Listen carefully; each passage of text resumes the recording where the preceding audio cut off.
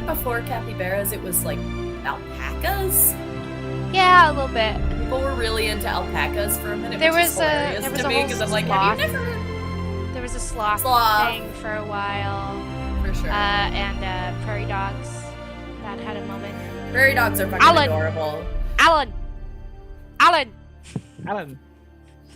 There's a particular prairie dog that lives with people, and I can't remember. Her name is Poppy. Oh, and I know. Every Poppy time he says hi, he goes, Poppy, woohoo! She does her little wahoos. It's so cute.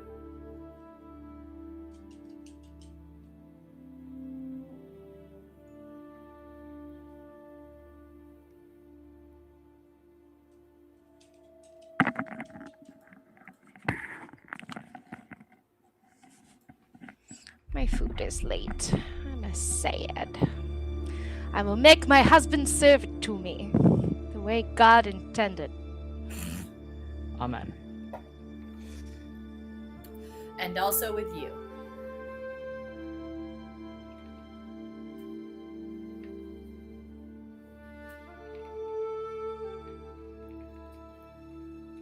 Oh boy.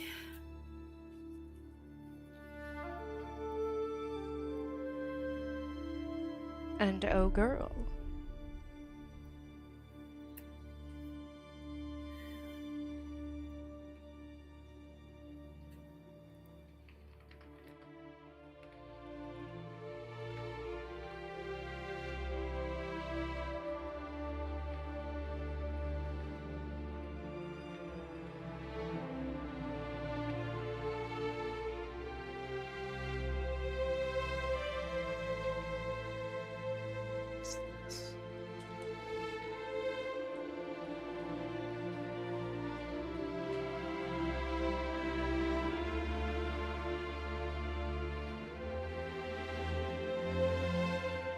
What's this? What's this?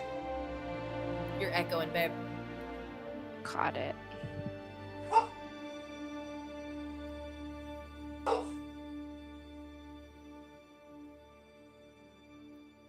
There we go.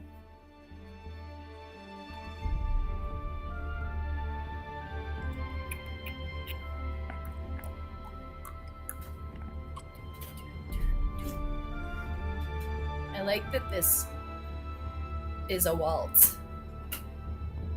Da, da, da, da, da, da, da, da, da.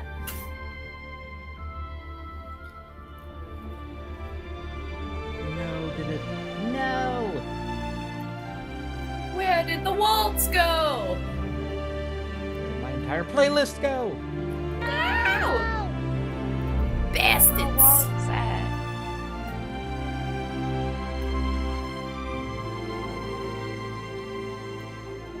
Oh my god, I saw the fucking Jellicle ball and it made me care about cats, and I feel like my whole life is different now.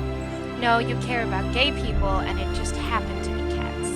I care about gay and trans people, and it happened to be cats. You are correct. It was so good though. Oh my god, the person I saw play Grisabella was the understudy, and she was to die for. Understudies are fire. They're incredible. Prefer it because they're so hungry. As long as I don't and as long as I don't like care specifically about seeing that person that they're replacing, I'm usually very happy when there's a bunch of understudies on stage, because I'm like, yes, they're gonna fucking work. They're gonna give us our money's worth like nobody's business. And she was incredible. And like, have you seen it? Are you? I have not seen it. I saw unauthorized rehearsal footage from my friend who was okay.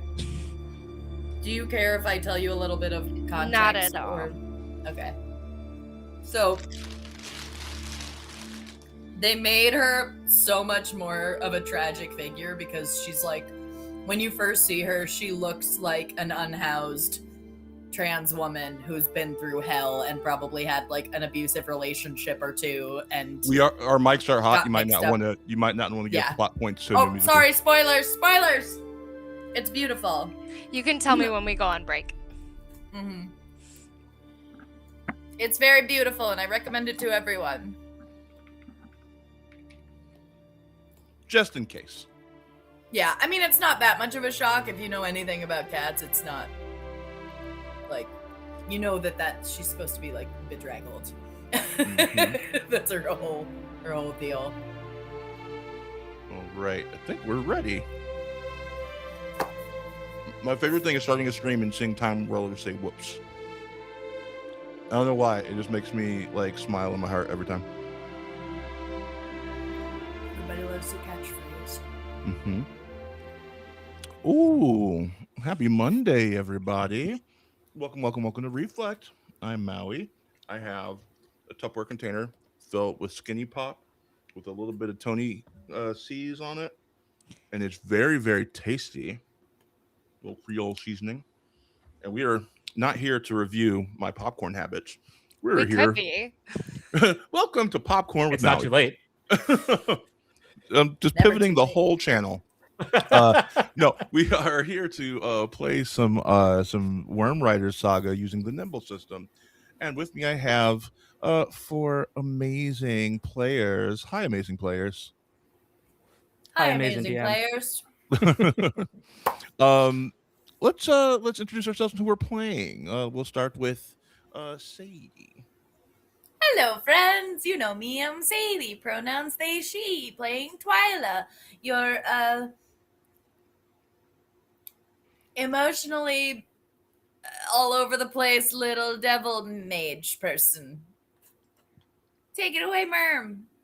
Well, hi everyone. My name is Merm. I use they, she pronouns, and tonight I'm playing Suvai, who is our half giant with a giant worth of emotions, especially tonight.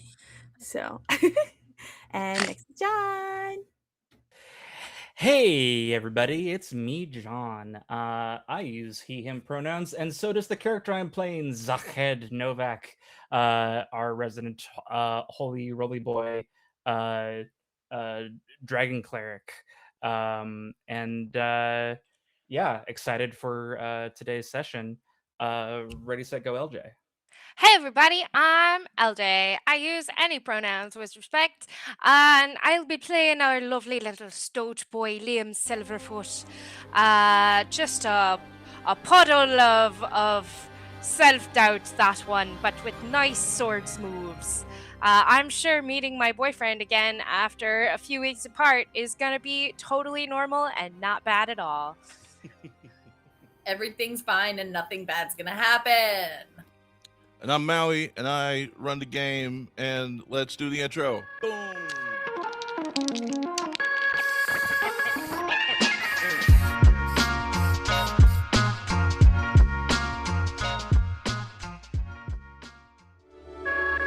To the meek and to the defenseless, I pledge my strength.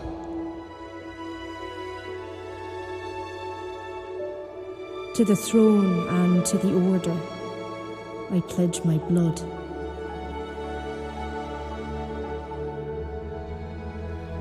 To the creatures of the first song, I pledge my service.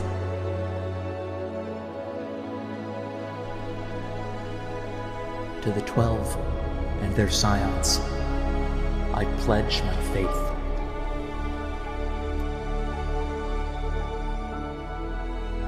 And to my dragon, I pledge my heart.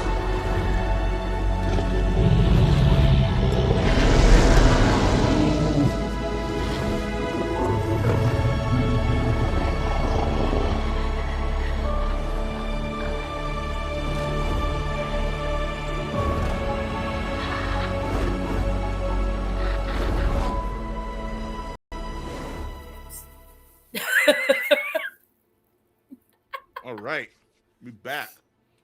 What happened last time, guys? Where's some highlights that happened last time? Where's some things you loved that happened last week? Hold on. I need my notes. There was a train. We met back up with There was a train. with Suvai. I very much enjoyed that. Yes. Started to figure out the dynamics of moving forward with Liam and Suvai after that. Learned about your time with your uncle, Mr. Bear. That was the one before, though. Well, but she told us about it. Oh yeah, though you're right. You're right. I'm wrong. It happens Came occasionally. back 2 episodes ago. I'm wrong a lot. It's fine. And yeah, headed our way towards Flame Mount to finish up our wending and prepare for the king's will. And got almost ambushed by some bandits, which we realized before they did so, and then gave them a sound smacking. At which point, their leader, who had actually they all had wanted posters for them, surrendered himself to us in order for us to not unalive him and his 2 siblings, it turned out. As Liam had some very appropriate flashbacks of the time when he and his father made this journey to Flame Mount upon his father's sort of appointment as the next in charge of the keep at Palatea. And had a similar run-in with some similar bandits. Turned out to be the father of the bandits that are coming after us. That perhaps this might be a systemic issue that comes from the Barrens, a destitute sort of surrounding slum area of the capital. And had some interesting conversations about what that might mean socially and what should we do with this person who was only is robbing this in people. fact what we signed up for, or is this kind of shitty and do To we maybe need to feed I don't themselves. know. He wants us to kill the king about it. I'm not so sure. We all had some feelings about the socioeconomic, cultural implications of our status in society and whether or not that society may or may not be broken. And if it's broken beyond all repair. Made our way into the beautiful capital city and onto the beautiful train that took us over the Barrens and into the city itself, where we had a bit of an emotional breakdown. And Twyla was a very good friend to Liam, helping him through that. And upon arriving, made some reuniting. We saw Liam's father and sibling. We saw the Matuaanga of the Esanoa Islands, who seemed less than pleased to see Miss Suovai tattooless. Her fiance, who seemed undeterred by her lack of tattoos and still very much in love with her. We all got to sample some zappies, and Twyla got to reunite with Greggy and her father, perhaps an opportunity to ask them a little bit about some of the things we've seen upon the way.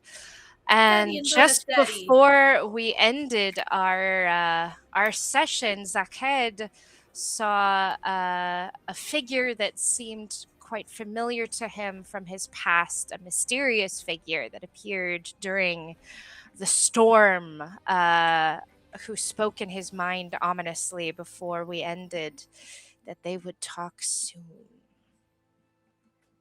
And I believe that's where we are. That was very impressive.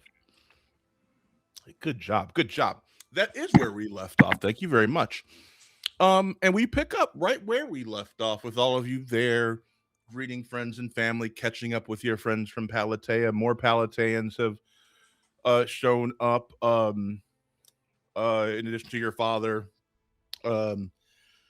Daisy June.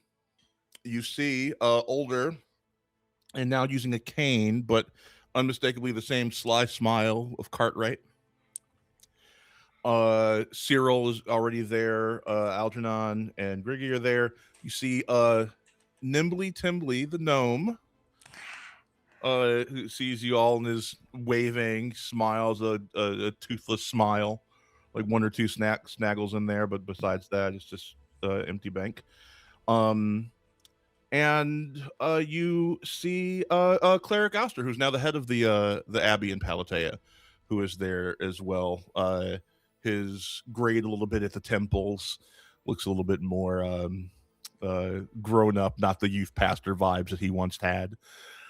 And as you're all talking and catching up with everybody, riding up on a large kind of husky black Cosney mount, you see Pax Maxim, who rides up and hops off of his mount in one smooth maneuver and says, "Well met to Sarah.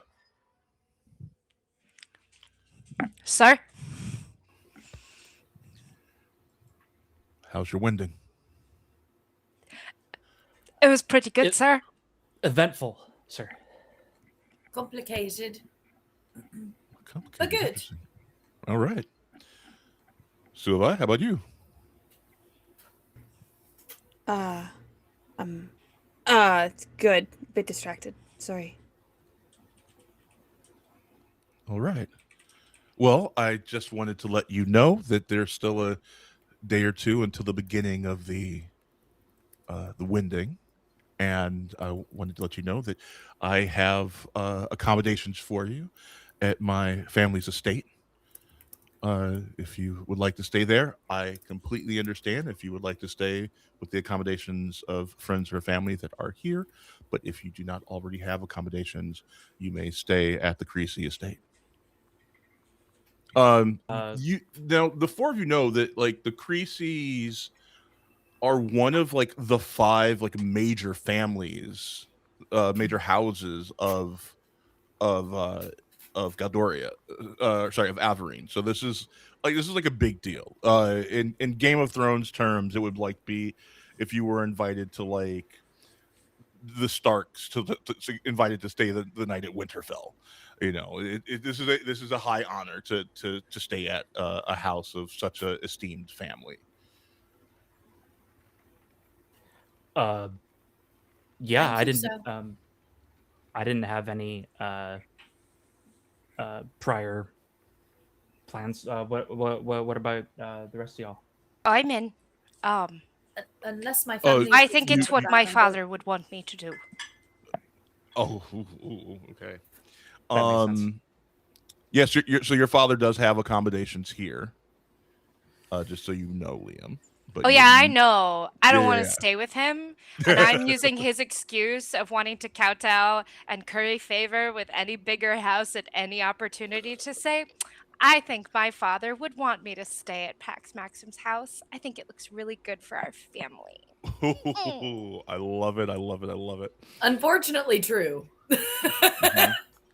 Yeah, he's gonna be like, "Good job, son." Not inaccurate. Yeah, he's gonna be psyched about it. Unfortunately. But it also means I don't have to deal with all the complicated feelings I just had about him, which is great for me. Suavai, what about you? Now there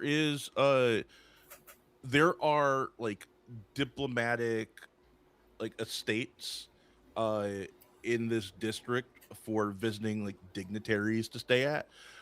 So your people are staying in one of those estates that are kind of kept open for important visitors. Yeah, honestly, I don't know if they're going to accept me to stay with them, so keep my bed warm until I can talk to them about everything. I thought Maliki was doing that.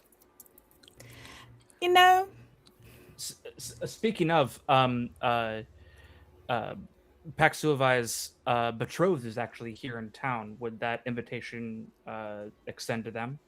Oh, of course, we have plenty of room. oh, I'm going to thank you for checking that. Yeah, for the first night at least, I would really appreciate coming to your estate, Pax Maxim. Of course, you must all be quite tired. Let's get you to the estate. You can pamper yourselves in the bathhouses, and I'll see you at dinner. Oh, Pax, do you know, we, right as we were making our way into the city, we captured one of the bandits. Do you know who we see about collecting that bounty from? Oh, I'll have the Master of Coin bring that by and have it ready for you in the morning. Thank you, sir. No problem. He hops back up on his mount. He says, and as he kind of canters around a bit, he and the Cosney is like getting a little bit like overexcited because there's some kids kind of tossing the Cosney some Cosney treats that are basically like milk bones. He says, "Oh, don't forget to stop by the training yards tomorrow. Make sure that you're up to snuff. I know Victor's been spending a lot of time there with his. Okay, calm down, with his flight. So be sure to stop by there, train up, and enter in the lists. Make sure that you get on the lists and get ready for the Wyll. Should we do that now or tomorrow? Or You should do it now, I think, Liam. I should agree go. with that. Yeah. Right now. You should go. just don't. No, we want should all the, go together Oh, all right. support. Okay. to make you sure we know. get on the correct lists. best events to. fill Yeah. up. Yeah. Liam, You if sure? you want me to You've had a long journey. You can always rest and do that tomorrow. It's up to you. It's all right. Today hasn't been very long yet. Yeah, let's go to the training ground. Very well. Oh, we're all going. That's Well- that's a group event now. I was thinking maybe just Liam, but if you'd like, we could all go. Up to you. You said we. I wasn't sure. I could just check it Because- out and tell you if anything looks like it's filling up.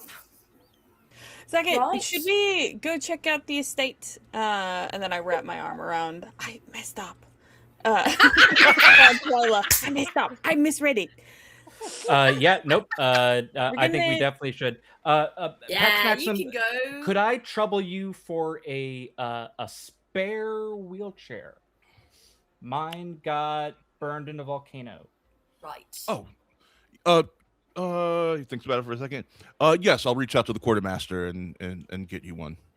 Appreciate it. There are plenty of riders with missing limbs. Anyway, follow me to the estate as he spurs on his Cosney down the cobble See you street. later, Liam. Bye, Liam. Have fun. I will say that Maliki is on my Cosney with me. No, I'm just doing business, just making sure my flight's taken Totally, care yep. of. Yeah, Actually, you're have the a good leader. time. Go for You're it. the leader things or whatever. Sylvi, Totally. as you're about to like leave, Maliki says, actually, can I catch up with you a little bit later? Yeah, of course. Where do you I want promise. to... I promise it'll be worth the wait. Okay. Where do you want to meet? Yeah. As he kisses your hand, he says, "Don't worry, I'll reach out." Okay. And you see his three brothers kind of like a few feet behind him, giggling Okay. as he like leaves, and he's like, "Shut up!" And they're like, "Nice one, bro." And then I turn to Zaked and Twyla. What's that? I thought It I was. adorable. I thought. I don't know. Some sort of grand gesture. I He's don't know. probably planning something adorable and sweet, and you know, Why would he do that? because he He's loves adorable you. and sweet. All of the above. He's I'm adorable and confused. sweet, and he loves you. I'm confused. Let's just go. And Oh, as he's the missed three of you. It's nice. Anyway, as the three of you head off to catch up with Pax Maxim, Liam, you head to the training yards.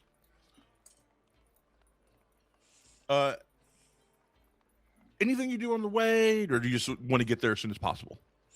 I find a mirror or a window or a fountain, and I check my hair. And if it's a fountain, maybe get a little bit wet, flatten out some of the dust.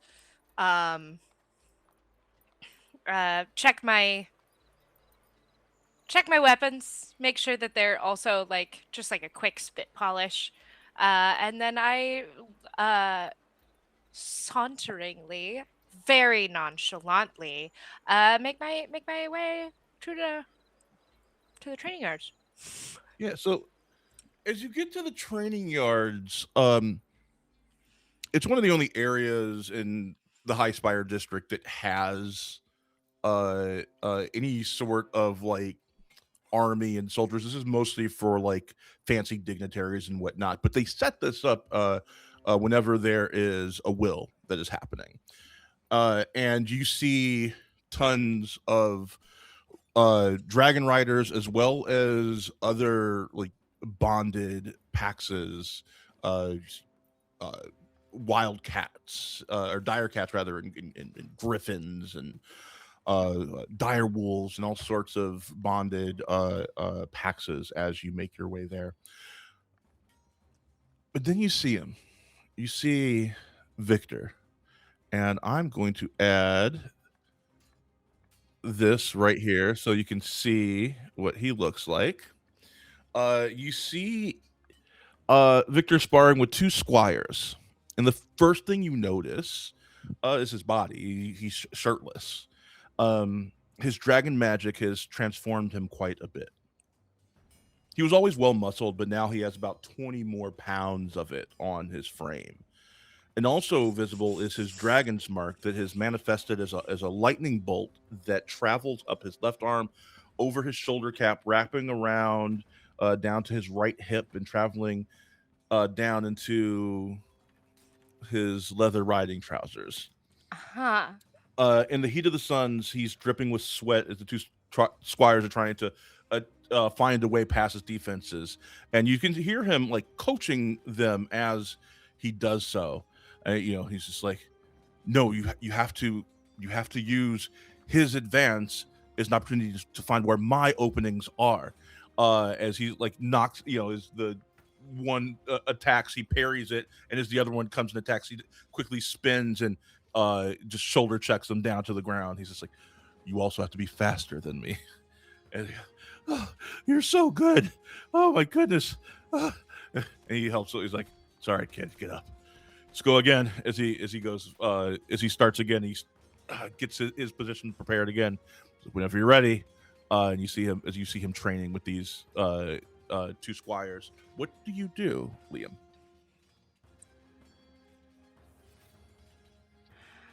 I'm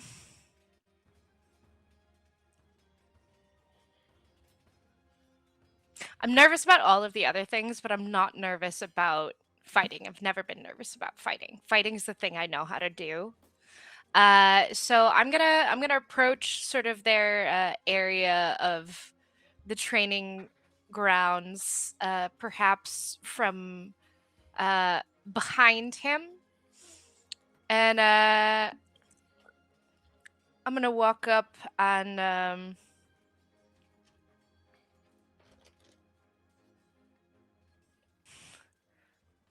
what? You only pick and fight you know you can win now. It's called training. As he turns around, you see his hair's gotten a lot longer as well, and he's got it kind of braided back in a tight little like bun behind his head. As he turns around, he says, "Well met, Pax." Well met. Finished you your wending early, did you? Got here a couple days ago. Hmm. It's good to see you. Good to see you. Would you like to step into the sparring arena? Well, I Since I'm picking on people that I know I could beat. is there someone else behind me? No, I'm talking as he points one of his swords. I'm talking to you. Interesting. So I suppose you've tired of this and you'd actually like a challenge, is what I'm hearing. Are you a challenge? I guess you'll find out. Squires, step back and take notes. This is a very, very well-trained Pax. As he brings up his two swords. Now, you are used to him fighting sword and shield, not two swords. This is a new technique as far as you can tell. You have not seen him do this, and you're not too familiar of how to fight him in this style. Well, he's not the only one who added an extra sword on the way. And Liam unsheathes his frostblade rapier. He's certainly not going to set off any of the magical components of it, but the entire thing is iced over, and all of the ice around it has little swirls of shadow that just sort of pop around it in the light, like little motes. And I'll shrug off the rest of my armor, nice and light, and square up. Okay. What he would notice is that I've gotten musclier too, not heavier, but whipcord wrought, almost like he looks like he's been sculpted now. And the white socks that used to be on his hands and his feet are now black and slowly making their way in a swirl up his fur. That he seems to have swirls on him that seem like they're just fur, but every once in a while they seem like they might be radiating a bit off of his body. And of course, those intense blue eyes peeking out from now a black mask across his face. As the two of you square up, you feel your heart racing and you're breathing so heavily. You haven't even started fighting yet. You're not quite sure what it is at first until you realize, like, you're feeling your dragon. And so is Victor. Last time your dragons saw each other, you noticed they were very playful with each other. You feel that wherever they are, because they're not allowed in the district, wherever they are right now, they too have reunited. And you're feeling some residual emotions from their meeting, which feels quite intense. Like the bond between those two dragons seems quite intense, and it's amplifying the bond that you have with Victor. We're just gonna do some simple rolls. High roll wins the round. If I win, I will narratively describe the point. If you win, you will narratively describe the point. You will be using whatever skill you would like to use, and I have a DC list here of where he is at currently that you must beat in order to take over the narration for the point. Hell yeah. Okay.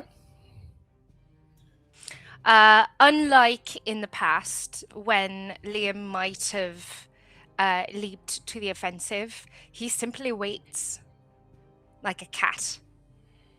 Just light on his feet and raises an eyebrow. He raises an eyebrow. He's not used to this approach from you. Go ahead and roll, and we'll see who gets to narratively describe this point. I gotta pick something, right? Yeah. Let's make this an influence check. That seems right. That is a dirty 20. Dirty 20. All right, you may take over narration. Tell me what happens in this initial exchange. As Liam just stands there, his heart is like thumping out of its chest, but it's the only part of him that's moving like with anxiety. The rest of him, his breath, his muscles, his stance, like, this feels good. This feels right. There's been so many moments in the Wending where there was too many factors out of his control. Right now, there's just him and Victor, and this is what he knows how to do. And he also knows Victor, even though he's different, and he still knows his tells. And there's just that slight twitch of a muscle, especially when he's shirtless, that I can see the feint before it happens, that he's going to go in one direction, and actually I know he's going to go in the other. And I feint towards his feint, and then just take a step back and hold stance as he misses by lunging like too close. And I just I look down at him and I just take the little bit of a flat of my blade and use it to like tilt his chin up at me. And he goes, "Come now, a challenge," I said. He holds his hands up as he like circles you as you have the blade under his chin. He's like picking up new tricks, I see. As he resets his stance. You notice that a couple more squires have come over, as well as a few members of Victor's new flight, Evo flight. So you see Stu Stonefist, who you remember from school, as well as Elowin Star Whisper, who come over. They're dragons, in case you were wondering. Stu has a green fire dragon, and Elowin has a white holy dragon. And one of the squires says, "Point, Pack Silverfoot." And Stu and Elwyn just playfully, "Boo!" And the rest of the squires are like, "Yay!" It's like, all right, let's go again. Right. This is gonna be a stealth check, and I'm gonna try a feint of my own. Okay.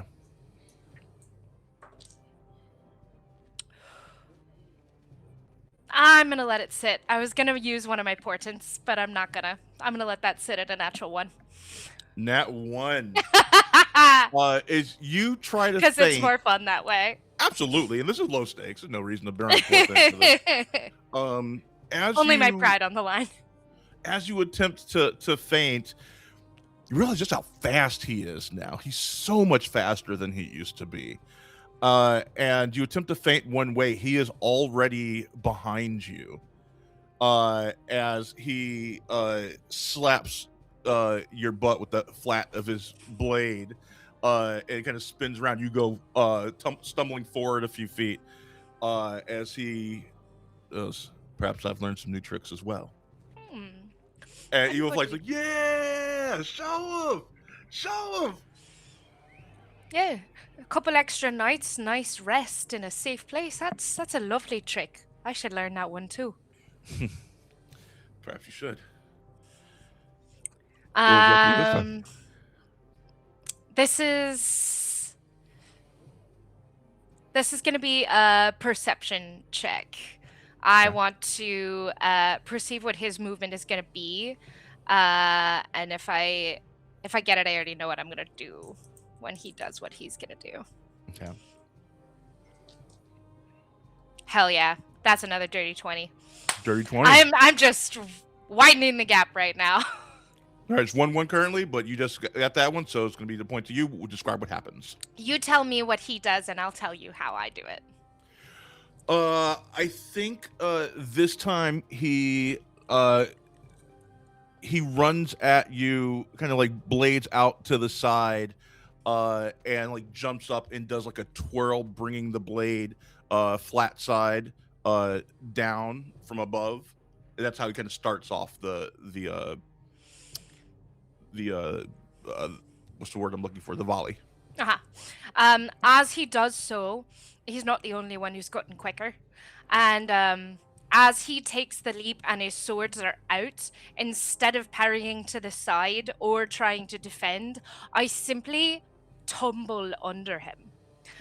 Down to a knee slide underneath him, and as he goes above me, I slap the insides of his knees with the flats of my blades, one on each side, and then finish it with a full front roll, come up, twirl around, and blades at the ready again. And I just look at him, and I'm starting to breathe a little heavier now, and I just say, "Well, say that only counts as 1." Very well. He resets again. That's 2-1. Roll. All right, this is going to be a finesse check. This is just flat out blade work.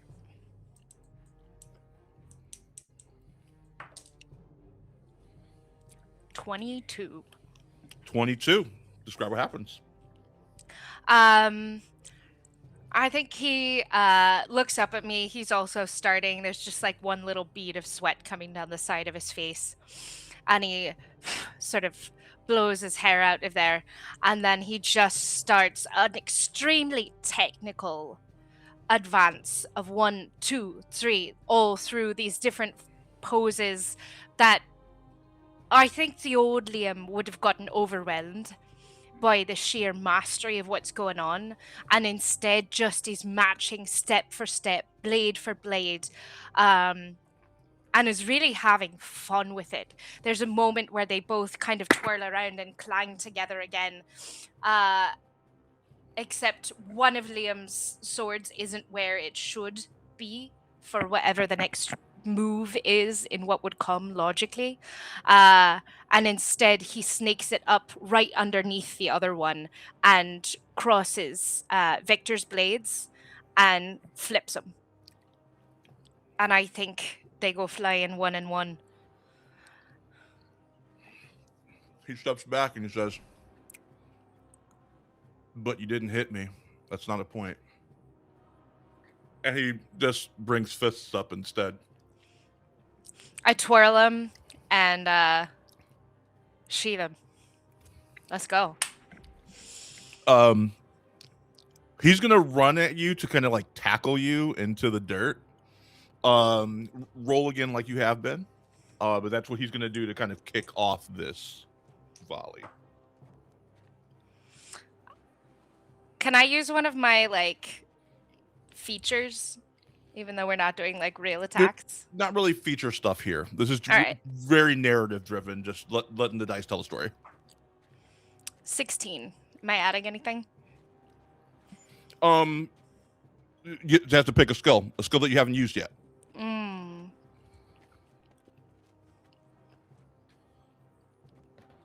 How many have we done? I guess I'll call it examination. Okay, so what's that total of? 17 total.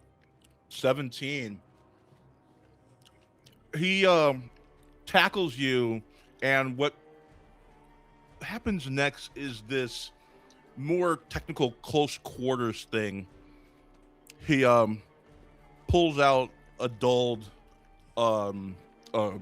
dagger and goes to bring it to your neck, but you disarm him. It drops down. You catch it. You try and bring it. He catches he grabs your wrist and then like twirls it, disarming you. The dagger flies in the air. He catches it. He brings it down as he gives you a shoulder bump, knocking you down to the ground, getting on top of you, and then bringing the blade to your neck. At this point, you're both very sweaty, very dirty, and he goes, 2-2. Save your pride and call it a draw? Not a chance. Then I'm just going to yeet him off me with my feet. He rolls back. And you both assume your positions as it is now. 2-2. Next point wins. What do you do to start this off? This is going to be... I'm going to notice the angle of the sun coming from right behind him. And I'm going to start a series of blows I know will put him directly with the sun in his eyes. And I'm going to call this Naturecraft. Okay. That's a 14 plus 4, 18. 18. That's hilarious because that is the exact DC. You both tie. We're going to do a rollies to see who gets the point. Let's see. I got to find my good die for this. What die am I using? I'm going to use my fire die. All right. I'm going to use my die that was blessed by Janet. No, actually, I'm going to use my die. I'm going to use my first die I ever got. Where are you? Where are you, you wily little bastard?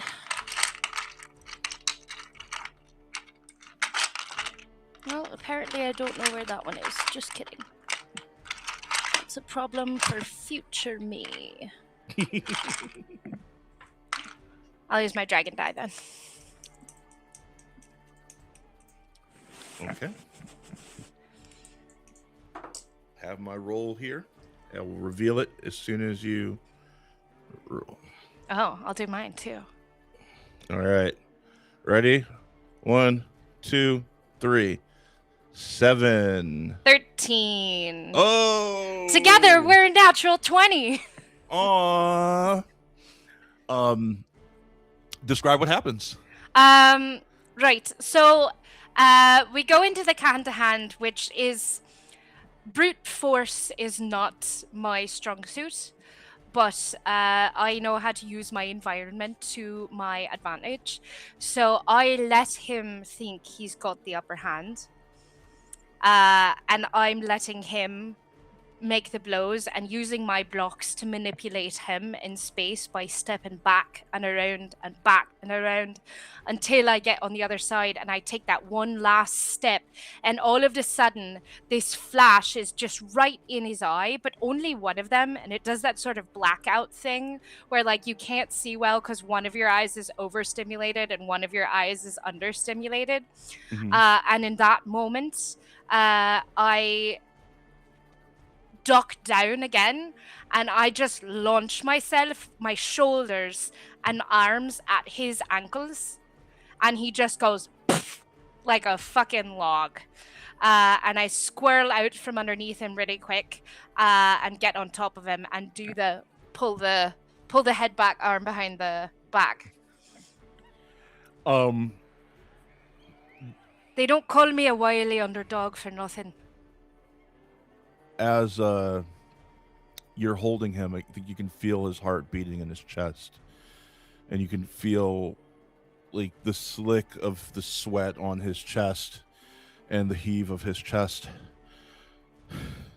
And you don't know how much time has passed, but all of a sudden you hear, "Point! Silverfoot wins!" And all the Paxes and Squires around are clapping, like, "Oh wow, that was amazing!" And everybody kind of comes in as like clapping you on the back as he is helped up by. As I let him go, there's just one moment where I let my snout brush against his ear, and I just smell his hair, his nice long hair that he now has, before I gently It is come let loose, him by back. the way, so he is like very like lion's mane at the moment.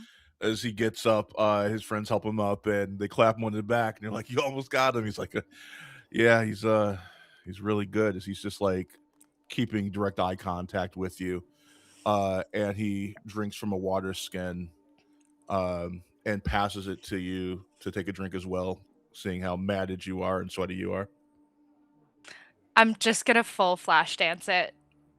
That shit's going all over. When you take it from him, he lets his fingers kind of like run across your fingers, like very deliberately, as you pour it all over yourself. Well, we have to get back to where we're staying. And where might that be? My family has an estate here. Ah, right. I should have known. I'm staying with family. Us estateless, lesser houses. I'll be staying with Maxim. Yeah, I At heard. least for tonight. Oh, okay. Perhaps we can catch up a little bit later. I feel like we have some things to talk about. I'd like that. Well met, Silverfoot. Take care, Emerson. As he walks off with his friends, but he can't help but take a look back at you one more time. And all of a sudden, Liam feels like he has aged like 10 years in a moment. Just like all of that bravado and energy and just emotion pumping through that moment, that all of a sudden he's just sort of a wee bit faint. And I take a moment and just kind of like find a wall to slump against for a moment, because everything else that's not this moment kind of comes rushing back. And I wipe off my forehead and do actually take a drink out of the water skin and go to take a look at the lists and see what's what in terms of events that we might want to be signing up for. Yeah. And you see that there's quite a few events. There's sword dueling, there's arcane dueling, there's Cosney jousting, there's an archery tournament. There is a sword flourishing contest. So there's quite a few things to pick from Okay. that you see. And above the table, if there's anything that y'all would like to add to that list of things, feats of strength, perhaps. I was like wrestling. I want to see Suvi wrestle some Yeah. bitches. We can certainly add that. I already have mechanics for the ones I just mentioned, but I will add. I can make more mechanics quite easily. They will be very simplified for narrative flow. So, But yeah, I'll just I love the idea of like jot giant down some- folk having like a form of sumo in Galdoria. I think that would be sick as hell. Just a thought to tack onto that. Sorry. Yeah, You're no, great. yes, and on the wrestling, I love that. I think that's a great Yes, idea. and because sumo is sick. But I'll just take a little note of what there is, so I can come back and tell the others. We can figure out where our energies would be best spent, where everyone feels most comfortable. Yeah. As you make your way across town, we're going to shift to the other three. You all have just arrived at the Creasy estate. It is massive. This whole place is massive. It's built on a mountain, so it's pretty huge. And this estate is more like a castle, with big like infinity pools and lagoons and its own like private like gated garden that you can go into that has all sorts of fascinating like flora and fauna all on its own. It is gorgeous and kind of overwhelming, really, the opulence of it. Maxim doesn't seem quite comfortable here. He like looks almost embarrassed at it. And as you're walking up, you see his cousin, your headmaster from the Soul Spire, Blaze Creasy, who is standing there just in beautiful powerful scarred self that she is, and she says, huh, meet no longer. Well met.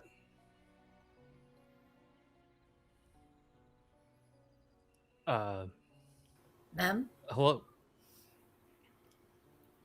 I've heard a little bit about your adventures. I can't wait to get the full report, but I'm proud of you. Thank you, ma'am.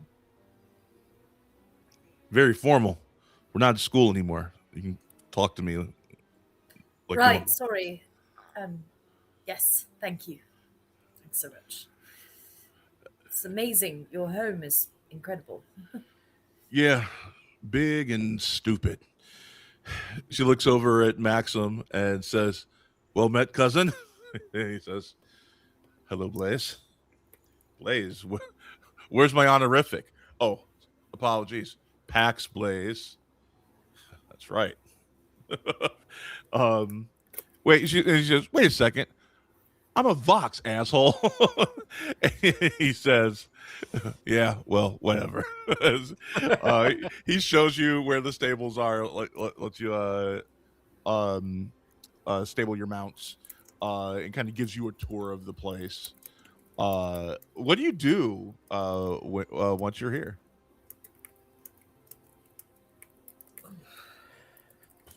I don't know. I think I'd be looking for like a a bathhouse or some sort of somewhere to clean up. Yeah, I think freshening up since We're we've been in on the pretty rough road. shape. Yeah. Yeah. Well, we're also like gross. We haven't probably had a proper bathe in a while. Mhm. Yeah. As soon as we Um, drop it off, I just turn to Pax Maxim. I need a bath. You can show us this later. I feel like we're gonna be here at least for a few days, so can show me where the baths are before you do anything else. Of course. And he takes you all to the bathhouses. They're beautiful marble structures with it's on top of like a natural hot spring. So all of the water is extremely fresh and but also quite warm, just like steam kind of like sitting right on the surface of the water. And you see uh several Selkie attendants there. And he says, if you need a bather, they are here to help you. Either. Yes. I'm very Good good at lord. bathing myself. I think. Yeah, I'm all right. Thank you, though. That's very nice. I'll take one.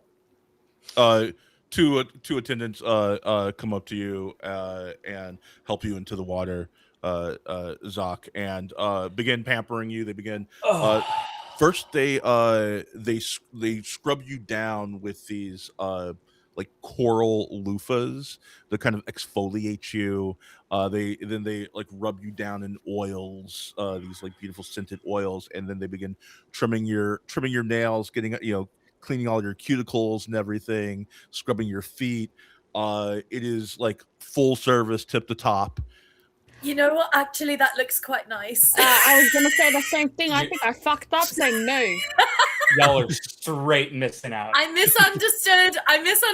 I don't know what I thought, but I yes, just thought you were please. gonna bathe me and then be done with it like my mum.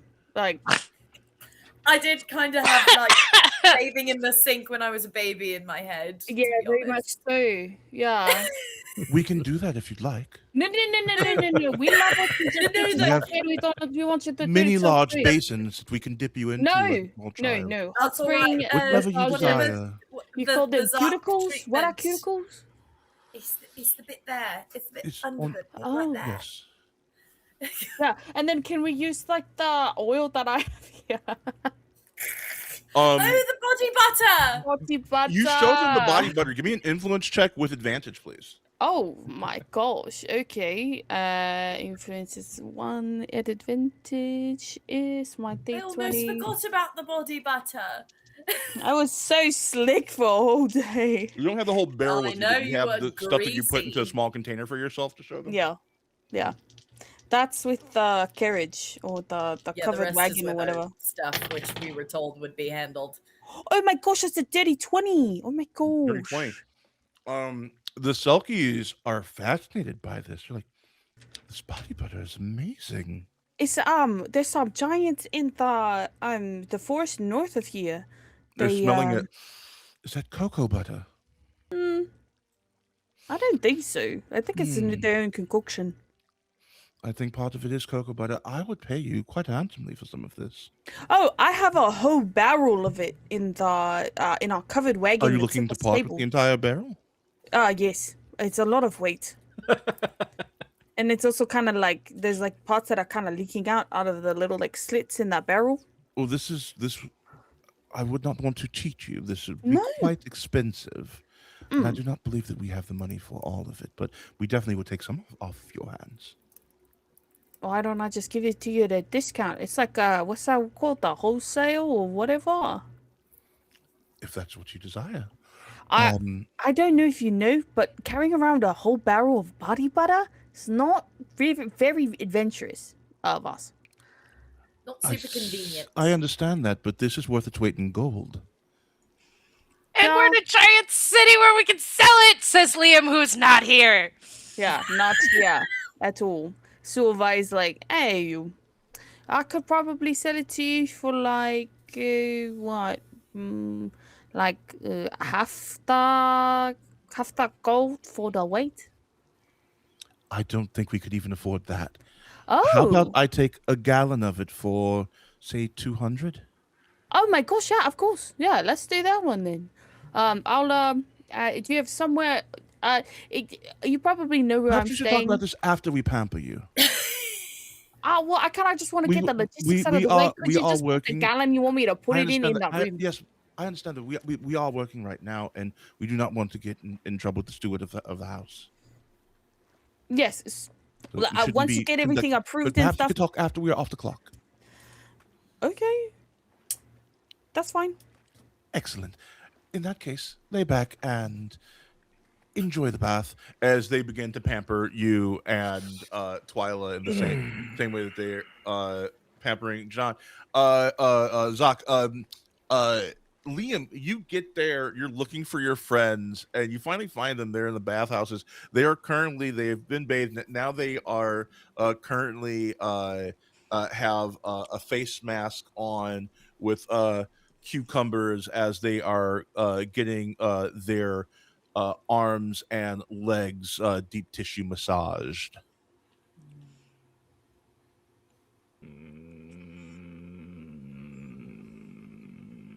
Is that Liam over there? Hi, Could you Liam. please keep I a am quiet tone in the unamused. bathhouse, please? Sorry. No, Just- We are quite all getting right, Pax. You massages, did not know. and I didn't See, like it. We're enjoying the trappings of state. It's really nice. You should try it. I am. Liam, no, being a person who is from a house of some renown, mid renown, we'll say, you have been to bathhouses before. This is quite opulent, but you have been to bathhouses that provide services like this. Yeah, I don't like it though.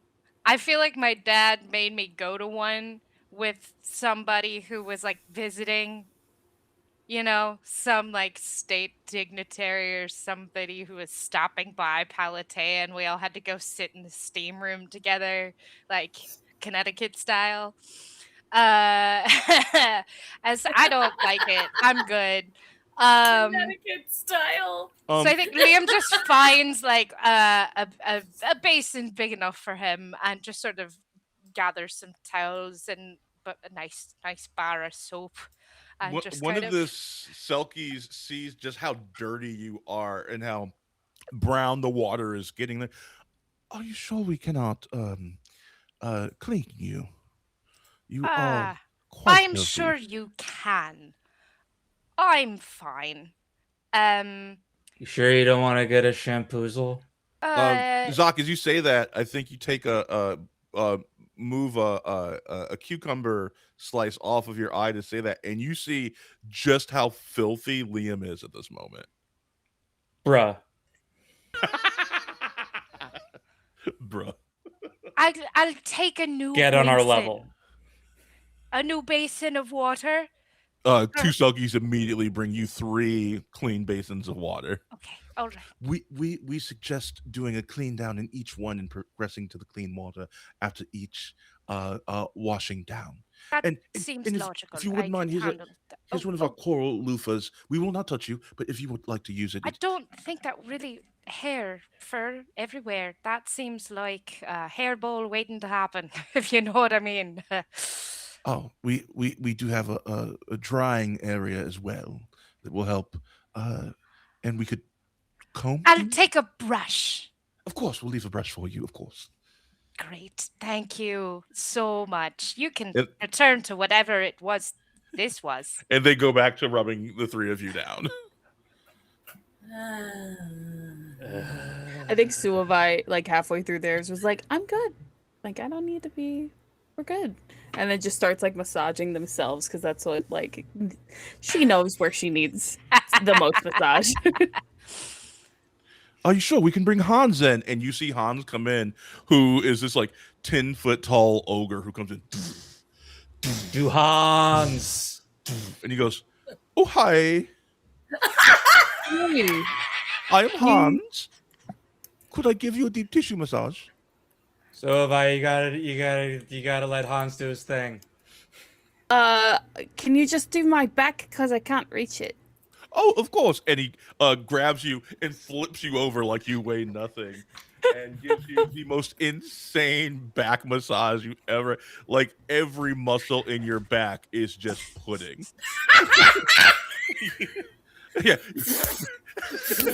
Brings He fucking canes you. a bundle of straw. He's just like this, not harshly, but just he has experience massaging. It's just a bunch of giant. like small saplings at this Yeah. point, like just a Not straw, yeah. Yeah. Those have roots. It's A a bundle of composite tree trees. trunk. And this would have relaxed the muscle. He's just like slapping your back with a lash full of sapling. Incredible. After you all finish your pampering, Sorry. That sound was so good. that sound was a goated sound, John. Indeed. John is on one tonight, and I'm loving it. God. The steward of Creasy Estate shows up as a halfling, hair perfect, suit perfect. He has been buddling for the Creasy family for 50 years at this point. Very good at what he does. Has a platter in his hand with two cards on them, invitation cards on them. One to Suavai and one labeled to Zak. Someone's got mail. This is so strange. I didn't get any mail. Did you get any mail, Twyla? But we might Do you not want? need any. Is this something that I need to read out loud so that you feel like you got mail? I don't know if you No. want to, and you could if you feel Unless like you want it. to. If you'd like to share with your Read team. Read it. I'm going you've to got one open. too. I'm going to open the letter. Read who it's from first. It is from Maliki. I'm not going to read this out loud. I don't know. I just think it would be a nice gesture to your wing, you know, your flight mates that you took flight from, that you're back and you're here to share your feelings with your friends. You are You're such awful. a fucker. Oh You my are god. awful. Adam, you're free to just run off by yourself and, do your own thing if you'd like. I mean, I'd like to skip over the letter and take out all the bits that are X-rated. It's actually a formal invitation to dinner. And it says Maliki of the New Anga cordially invites you to dinner at the and then it's like it's clearly he's trying to be formal, but it doesn't know what to do. At the big stone place that they have us staying at 7 p.m. ... question mark. Is that how they measure time here? Sincerely yours, Maliki. I read all of that aloud today. Twyla, we have to take him shopping. What? Oh. Nothing. Absolutely nothing. A Nothing. Don't boy worry about likes it. you. You're Okay. good. She likes him It's too. fine. It's sweet. Yeah, it's funny. Imagine how cute he would look in the cravat. Yeah. Okay, oh, yeah, he no, would look that's adorable. I'm 100% sold. I think it's at this I love point it. that I'm getting swatted again with saplings. And so I'm just like, what are you talking about? I'm reading my letter. Nothing. Do you Thank need you for me sharing. something? Do you need? No, I'm kind of darling. getting sleepy. Liam's done. He's just got a towel around his neck and he's over next to Twyla while she's lounging. Or just in between Twyla and Zackhead. I'm falling asleep. Do you? It's all Do you- good. All Oh, good. is it okay if I? perfect. What time is it? It said 7 o'clock. It is I still don't see time well. currently 5:30. Got time for a little nap if you'd like. Yeah, I think I might take like a 20 or 30-minute nap if that's all right. Sure. Long journey. Raphael, the steward says, and this was also included in the invitation, and pulls out a box. It looks like a large garment box of some sort. I sit up from my massage. I'm too afraid to open this. Ooh, I want to open it. Okay, Zaket, Raphael, can you give that to Zaket to open? Twyla, this I is feel like I'm just like too the much- Beauty and the Too Wildebeest. much oil. Butter. Oh. That's canon in the world now. Beauty of the Wildebeest. Of course, madam, and hands it to Zach. And I very slowly take the ribbon off, like excruciatingly slowly. as you unwrap it, Suavai, you see a beautiful traditional Nuanga wrap, like a formal wrap, complete with headdress. Oh, never mind. I don't think he needs a cravat. I think he's got this down. I think he's got this on lock. It is in your family's colors. Oh my gosh. I don't know if I'm gonna be able to take a nap anymore. I'm nervous now. It's gonna be great. I Haven't you known him since you were like children? yes, but this is Suavai's nervous about meeting a boy. Zaket, shut up! Shut up! See? Zaket! If he'd come here to stay with us, it would have ruined the whole thing. He had a whole thing. Look at this. Oh, look it. There's paper inside. And you're looking at it, you also find like there's like bangles and things. There's even accessories in there. It's like a complete... Where do you put this one? I give you 3 guesses, and the first 2 don't count. I'm gonna take this moment to show you what Maliki looks like, because it's funny that you said that, because I made a decision today because I had to remake Maliki, and if you look at the thing for Maliki, you'll notice that Maliki has a nipple ring. Yes! Maliki, a freak! Maliki, a straight freak. Or probably not straight. Ew. Ew. But I tatted them up quite a bit as well. So Hell yeah. Oh my god. Malakute. Nice. Zakhed, there's still an invitation card sitting on this platter for you Oh yeah. as well. All right, ever- who is inviting you to dinner? Hot Let's stuff. find out. Secret admirer. As everybody is laughing and having a good time, teasing Sylvie, and then they're like, what did you get? And you see an invitation to dinner from Inquisitor Norchester is the name. Did I say that right? Let me make sure I'm saying that correctly. Inquisitor Norchester cordially invites you to the Obluxian embassy for dinner. Come on then, who is she? Or he? They? We still haven't figured Yeah, out. what's your story? Who do you like? Do you like anyone? Was it- Not currently. Who was it Sorry. in the past?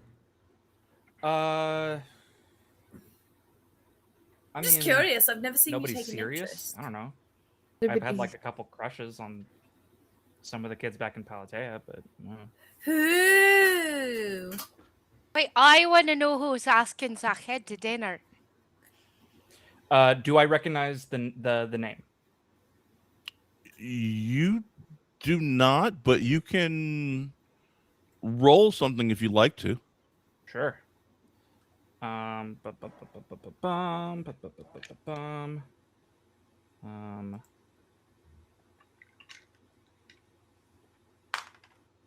That is a 14. 14. I'll message you something. Oh, Liam, I forgot to tell you.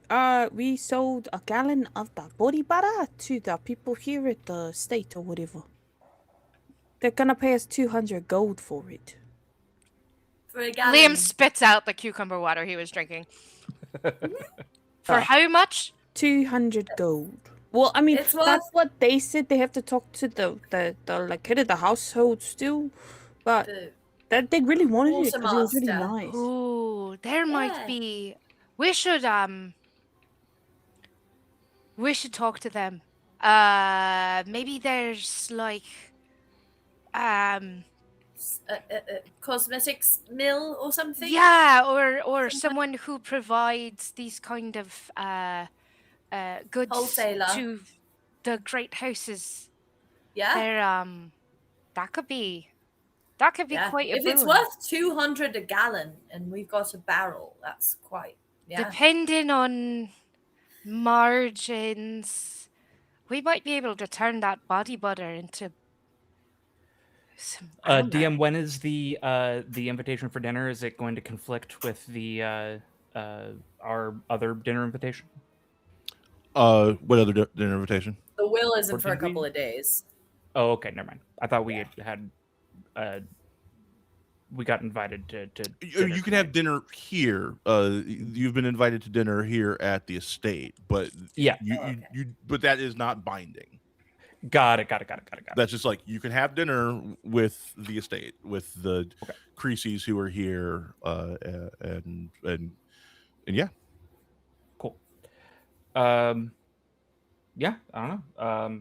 Apparently, I have a date to the embassy. What time is yours at? That's not nearly as fun. The embassy? I don't know. I don't know who. I don't know the person that invited me, but Did you want to like walk together over there? Because I think they put the like all of the foreign forgot the word for it. Dignitaries. Dignitaries. Thank you so much. They probably put them all like in the same village area. Actually, madam, you have a carriage that will be picking you up. My what? Your suitor has set the entire thing up. He assured me that there would be someone here promptly at a 6:45 to pick you up. Who dropped off? Was it was it Malik? Did the person who dropped off all of this stuff and tell you everything? Was he like? Who was it? Did they give you a name? Was it? I do not remember the name, but it was a turtlekin who was very keen on explaining to me about the virtues of something called zappies. That could have been him or one of his brothers. That could have been any one of them. Did they have a tattoo from their shoulder to their wrist? I do not believe so. Okay, so that was one of the brothers. Why are they all in on this? What is I don't know what's going on. Suvai. What? It's romantic. I don't. He's doing a nice gesture. We don't do romantic things. We haven't seen each other in like 3 years. All the more reason. Sounds like the perfect time to do something. Trying romantic. to do something nice for you. Don't worry. I think it's gonna be fine. So nice. It sounds like he's really put a lot of thought into it. Sweet. Yeah, I just. Suvai, just say yes.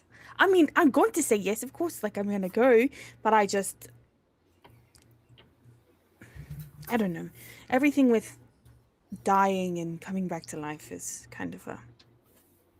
Isn't the whole point of coming back to life is that you get to live it? Yeah, but I had to do some stuff. I know, but you don't got to do it tonight. Tonight, you got to look really, really fly and go out to dinner with your boyfriend. Fiance, but yeah. Oh, right, sorry. Yes, my betrothed. Ah! And Suvai like has the box and kind of crumples it just a little bit, holding it a little too tight, and walks out of the bathhouse into her room. I like him. I don't even know him, and I like him. No, I don't used do to that. sneak read the letters that he sent her. She kept them under her mattress. Oh, Liam! Why didn't I know you were such a chaos goblin? Well, sometimes I got up early in the morning and she was already out. I don't know. I think she used to go and dance to the stars on the top of the dormitories. So That makes sense. if I was up and she wasn't back, I was waiting for her to get up.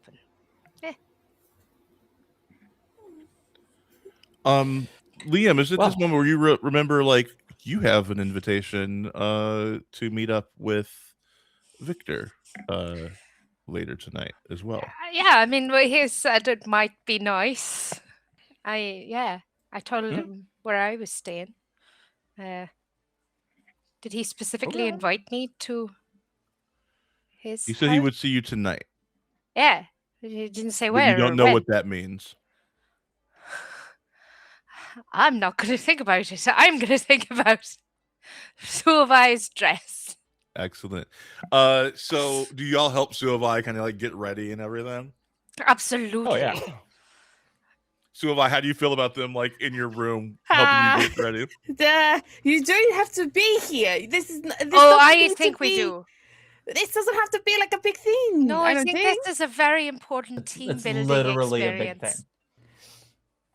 What is happening right now? I'm so confused. We are already betrothed to each other. Like this, Yeah. this feels like all of the stories of about when we were back at that so spy and everyone's like, oh my gosh, like this is how I want to be like proposed to and all that kind. This is what this feels like. It feels like when I listen to all of them talk about it. But we're already betrothed. What's happening? Well, it sounds like Maliki didn't get a chance to do any of that stuff. So didn't your parents decide, or the Matuanga or someone? Yeah, it's an arranged marriage. If you just happen to like each other. I mean, but then maybe he wants to be romantic, and another possibility. People who could don't be have that arranged marriages it get could to also have be, like a romantic thing. Yeah. And it could also be that the DM watched Love Island for the first time and is feeling quite romantic at the moment. I mean, you're going to Casa Amor. Enjoy it. Another half shell has entered the villa. Another half shell has entered the villa. Dead. Well, maybe he's trying to let you know that even if that weren't the case, that he might choose to do the same thing anyway. Now I'm extra nervous. Don't be. No, it's nice. It is nice. You. It's just all of you know me. I am just roll out of bed, fucking figure shit out for the day, fucking just roll with the fucking punches, and this is already. But you're also very wise and very diplomatic. I mean, I've seen it. You're very capable, and I think he just wants to show his appreciation for you and express that he cares for you and loves you just as you are. Wounds and scars and pox and all. I'm just saying. Okay.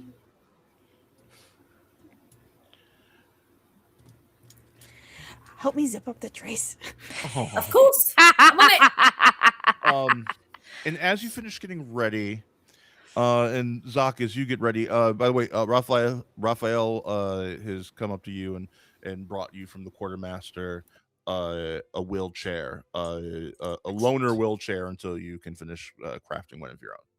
Great. Zach, what do you get? I wouldn't take this into a sword battle, but it'll do for now. What do you wear for dinner? What's your dinner fit? That's a good question. I feel like obviously he knew that he was gonna there was going to be, some sort of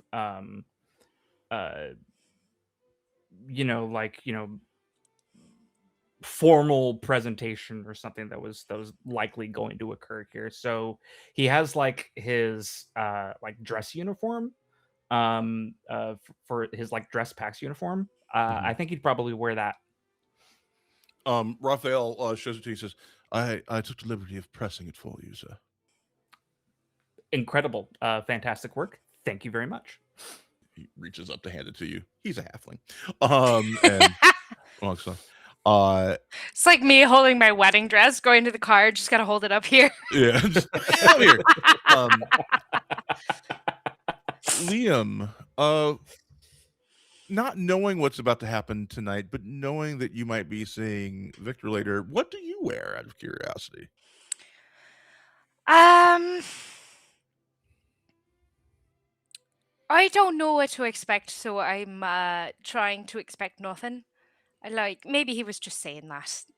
Who knows? He's probably got lots of things to do, and he's staying with his parents. And last I checked, I was not particularly one of their favorite people.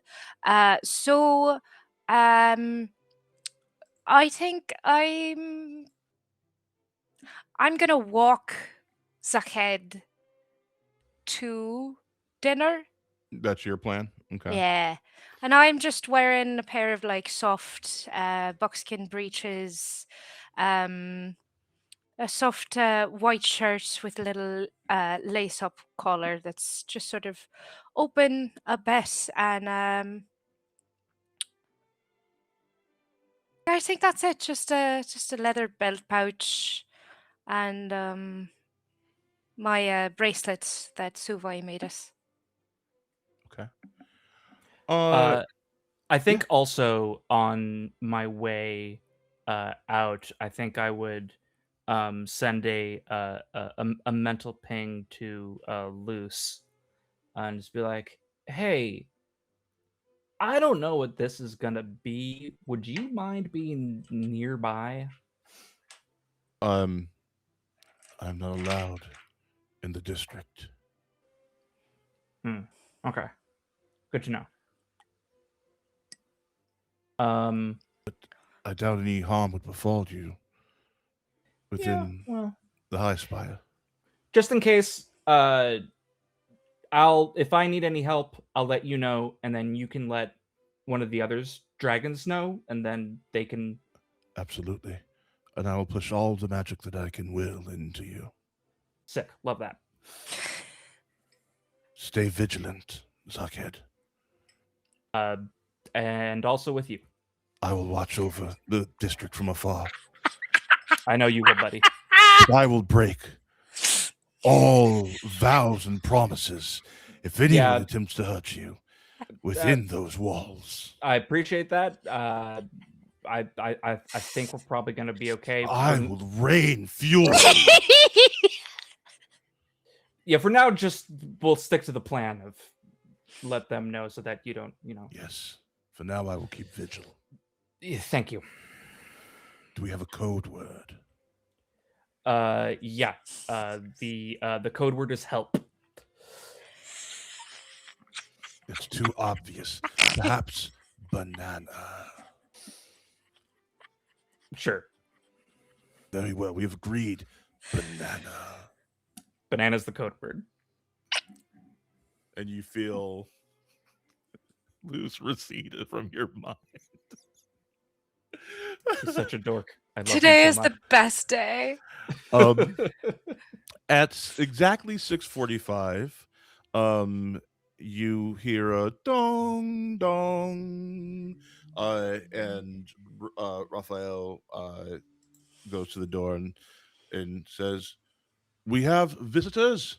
And as he opens the doors, you see Malachi's brother Lagi standing there, wearing a black and white formal Nuaanga wrap and buttoned up shirt. Standing there like, I am here to escort you forthwith to the Nuaanga embassy. Longer, you do not need to be so formal. But yes, of course, let us go to the embassy. Yes, thank you. I have a script. Oh, have you been practicing? Yeah, man, like for like 2 weeks. Like, was it good? Wait, no, I'm not supposed to talk. Right this way, milady. You're doing great, Manny. And takes you outside where you see his other brother Rapena waiting as the driver of a Cosney drawn carriage. The carriage itself is kind of like circular in shape. It almost looks like a white pumpkin, almost, with big like wiry like wheels.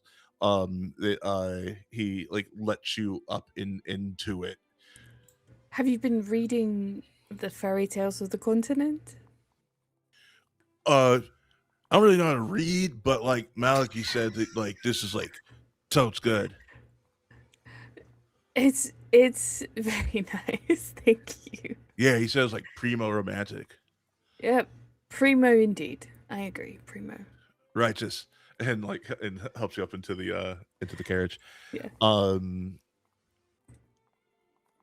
Zach and Liam, as the door as you see like Suavai leaving, you see standing slightly off to the side, just kind of waiting, wearing black slacks and a black shirt, kind of like unbuttoned halfway down, so you can kind of see like his like bare like chest and like the first like 2 of his like 8-pack.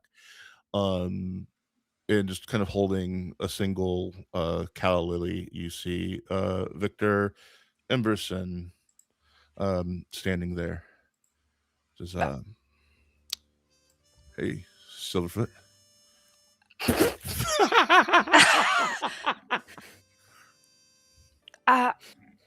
Hi. You didn't. I wasn't sure if Hi. Hi. I was out for a walk and thought perhaps you'd like to join me. Yeah. I too like to casually walk with a flower. I was gonna. Zuckhead, are you good to I'm great. write dinner at the Overlooking Empire embassy? Embassy. Where were you gonna walk to? Oh, so I could take you a few places around town. Show you some of my favorite spots. That sounds nice. Shall we? Yeah. And Awkwardly start walking like before he starts walking. he catches up with you, says, see you, Zach. See you, Twyla. See you, Victor. And he catches your eye, Twyla, and just kind of like gives you a wink. And he goes, as he turns around and catches up and takes your hand in his as you go walking down the road. I think I like flinch for a second when I feel it and then realize what's happening and let it. But there's just like this bit of tension in Liam's body. Like he's doing all of the things, but he's doing them a bit like a robot. Noticing that, Victor says in a just shy of commanding voice, breathe.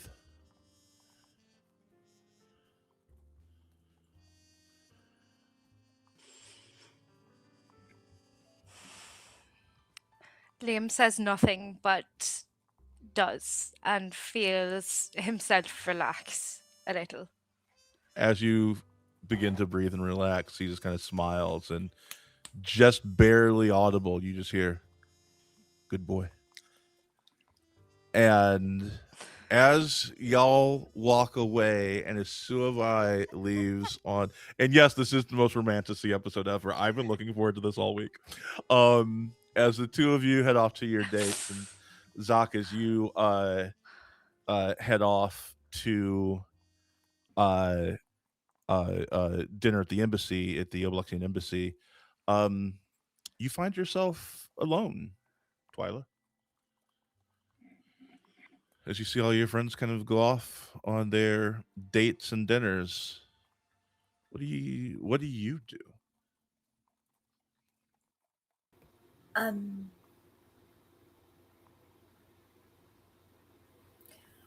I think I want to ask whoever's in charge, I suppose Maxim or his cousin, maybe. Um, sorry, Vox, what is her name? Blaze.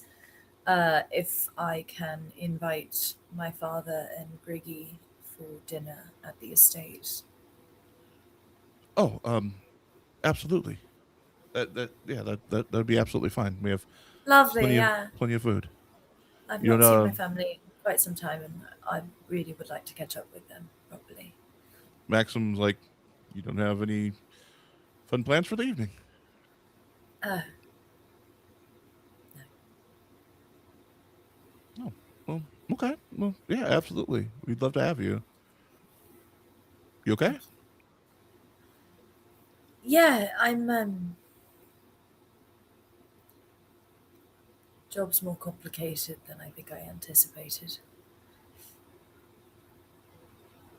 The job is quite complicated, but pro tip: don't forget to live.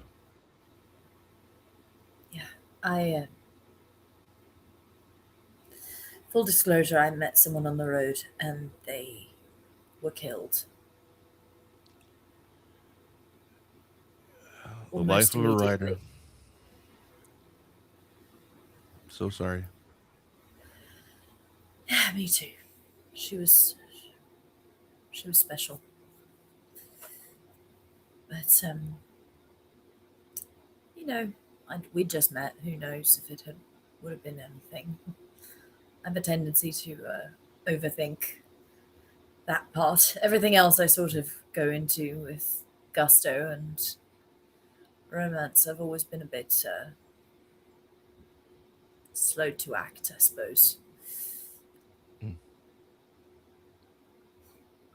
Oh, hey, that's okay too.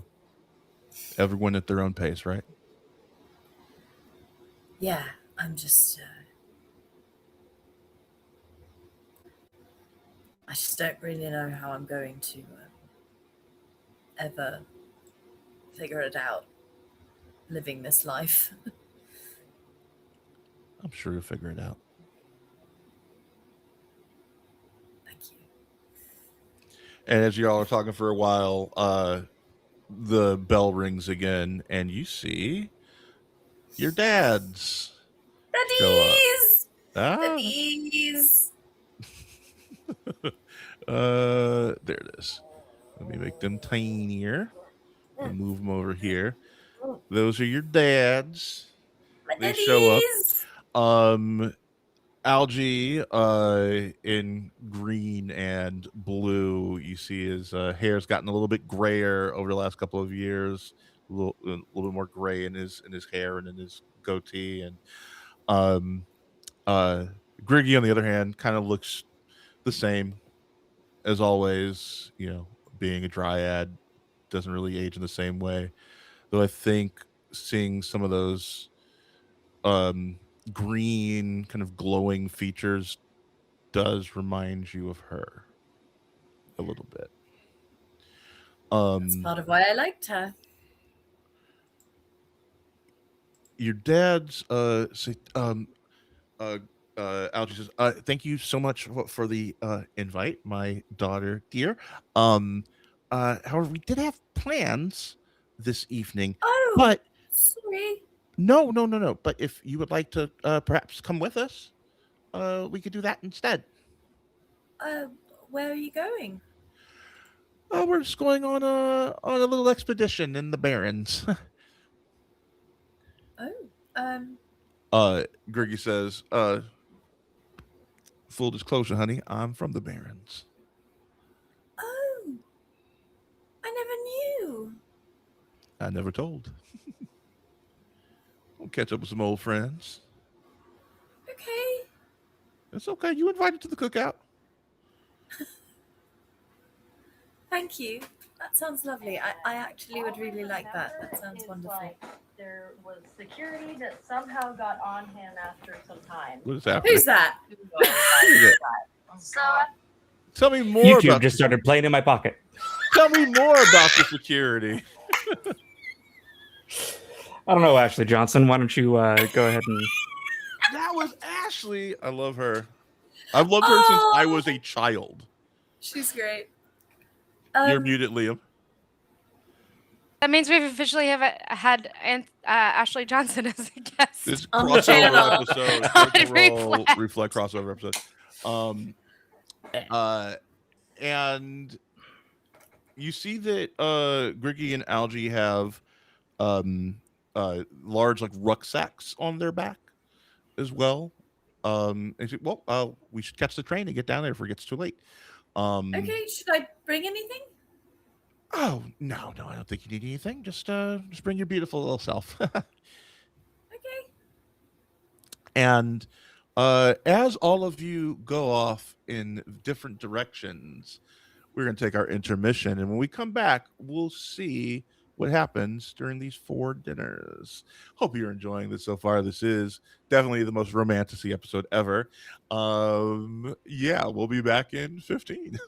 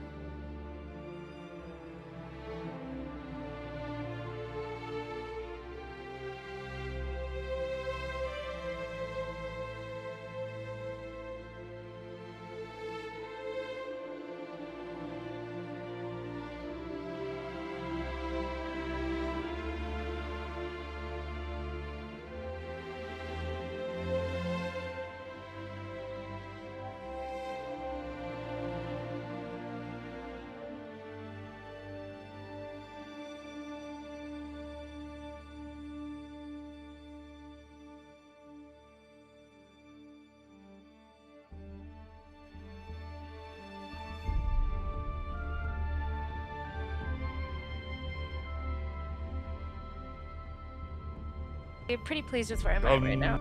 I'm You're working looking hard, very- but it's You're looking very gender, and I love it. Thank you. Yeah, absolutely. Very we all gender. agree with that. As we come back. So gender. It's very gender. Well, hi. Oh, hello. So we have 4 different paths we can go on. I rolled a die to see where we would start, and what came up was the number 3, which means hello, Sackhead. Hello. Let me go to what I have written down for you.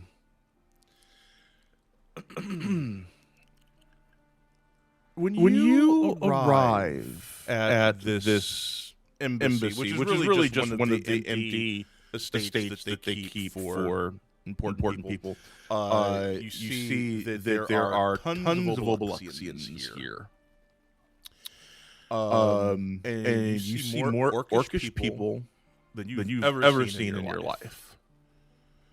An orc answers the door and says, Oi, how can I help you? I show him the invitation. So you're the guest. Right this way. And brings you in. You see large Oblaxian banners been hung from the walls. You see all sorts of like arcane machines kind of scuttling about and doing things instead of like servants or butlers. You see like automatons, steam-powered automatons doing things for people. And you're led to this incredibly sterile and austere dining room. It's just very Spartan. Everything is perfectly symmetrical. And at the end of the table sits the Inquisitor. He is currently examining a glass of wine as you were let in. There you go. And without even looking at you, the Inquisitor says, "Oh, please have a seat at the table." As he's looking at the Way ahead of you. Yes, of course. Do you partake of wine, Zahed? Sure. He waves a hand, and an automaton brings over a glass and begins pouring it. And the Inquisitor explains, he says, You know, wine can take quite some time before it reaches its optimal moment to drink. This particular batch comes from my vineyard. And this particular bottle was made on the 15th of Arboreum, 1711. Do you know what that date was, Sackhead? Do I know what that date was?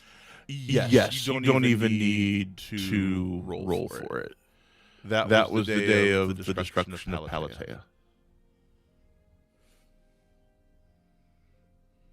I'm familiar. It's the day that my mentor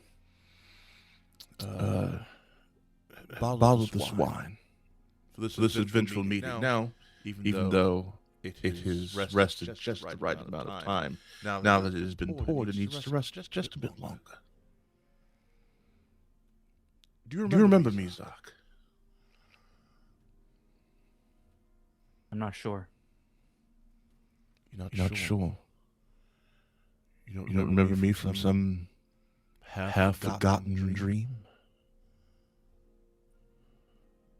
Maybe that's what I mean by I'm not sure. Tell me what you do remember.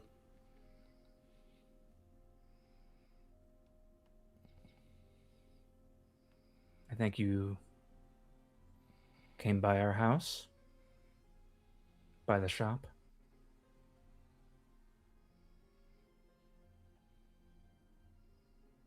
It's true.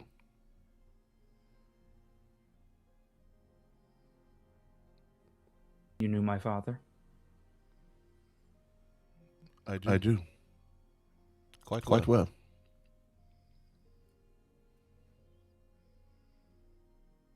Who do you think I am, Zach?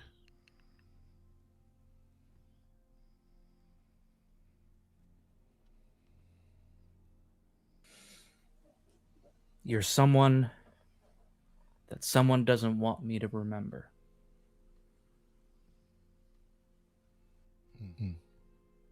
Why do you think that is?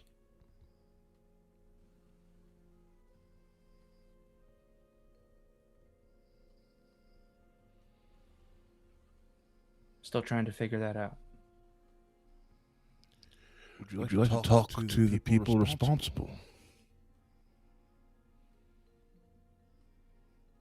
Yes. He looks aside and nods, and a door opens as you see your parents step into the room. And while you think about that, we are going to move to who's number one on my screen? Twyla. It me. You're on the train with your fathers, and you hear the hiss of the train as it pulls into its final stop. And you hear, last stop, the Barrens. Doors open on the left at the Barrens. Psst, as the door opens up, and your fathers get out. Do you consider Griggy to be a father to you as well? I'm saying your fathers, but I didn't ask that. Okay, thank you. And you begin walking through the Barrens with them. Not just the like sanitized area that you were allowed in, but they take you down to like the lower area of the Barrens, and you notice how overcrowded it is, and it's like makeshift tents and lean-tos. People are sitting under. You see people like holding out little tin cups, you're begging for change. People walking on crutches, reaching out to you. Please, just a little help, if you wouldn't mind. You see your father, your bio dad, and your chosen dad look at each other and kind of like nod at each other, and then Griggy like turns his back to Algernon so Algernon could reach into the rucksack, and you see him pull out a bunch of like waxen paper packages and begins to hand them to people. And you see them open it up, and you see like small like pre-made meals that they're handing out to people. I thought that might have been what the rucksacks were for. Algie looks at you, or sorry, Griggy looks at you and says, well, you know, come on, baby. You got hands. Reach in there. Absolutely. As you start helping pass out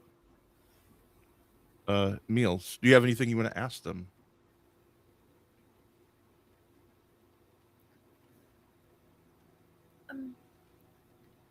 Griggy? Mm-hmm. I understand. Well, I don't understand, but I think I maybe understand why you never talked about being from here. But, something happened right at the end of our Wending, and it made me sort of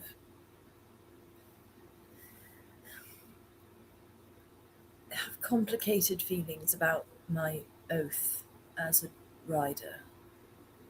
What was that? Well, so we were traveling down the road. We were getting close to Flame Mount, and there was a tree cut down in the middle of the road, and I immediately went, bandits, of course. And they were. And we fought them, but honestly, it was so... They're just poor people, you know? And we ended up arresting one of them, but honestly, I wanted to let him go. I don't know if I want to spend my career punishing people for being poor. I want to use my influence to maybe make things better. And I don't know how. Your father, Algernon, your bio dad says, and yet you took that oath. Well, and you are bonded to it now.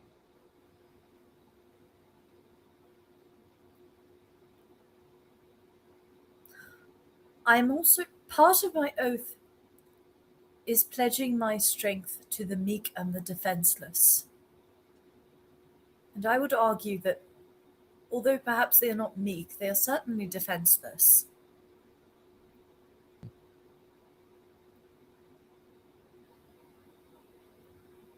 Aren't I supposed to make the realm better? Not just uphold the status quo? These are excellent questions. Questions that your grandmother asked. Yeah? Yeah. Did she figure out the answers? She was branded an oathbreaker and killed.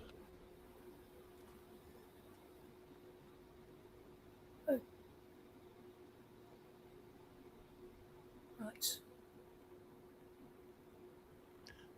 Politics in Galdoria are much more complicated and much more gray than you realize.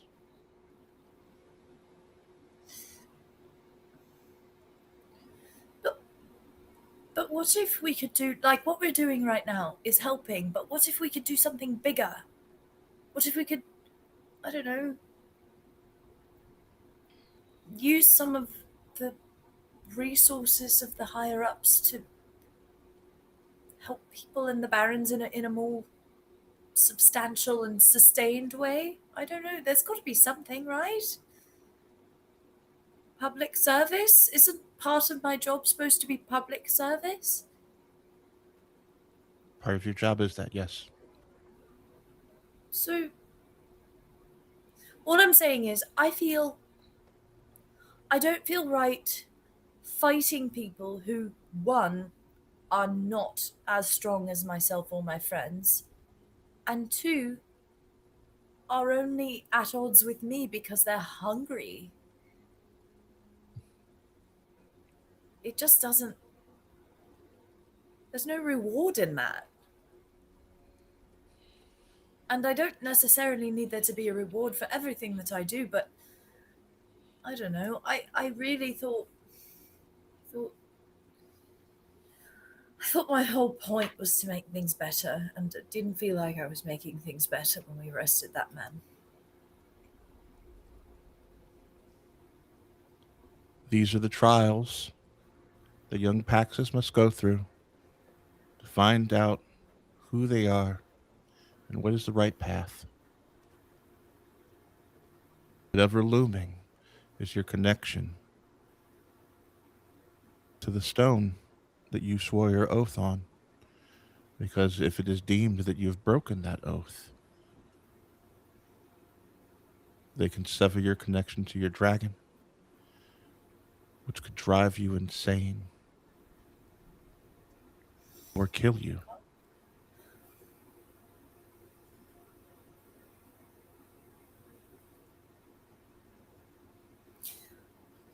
Just have to hit the books harder then, won't I?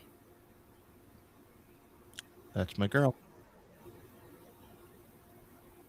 And as y'all are handing out these wax packages, a small sleight of frame woman steps in between you and says, he'd like to have a word. Of course he does. Is he at the Eventide? He is. Then lead the way, Sparrow. Sparrow? Yes, that's my name. Is there a problem? No, I think I've heard of you. Someone's supposed to talk to you. Who was supposed to talk to you? Was it Suvai? Liam? Liam? No? All of us. Shit. I don't know what forgotten. you're talking about, but just I'm supposed to tell you come along something to and I can't remember. just come along to the Sundown King. Right. Yes. Good. Coming. And as that happens, we move on to Suvai.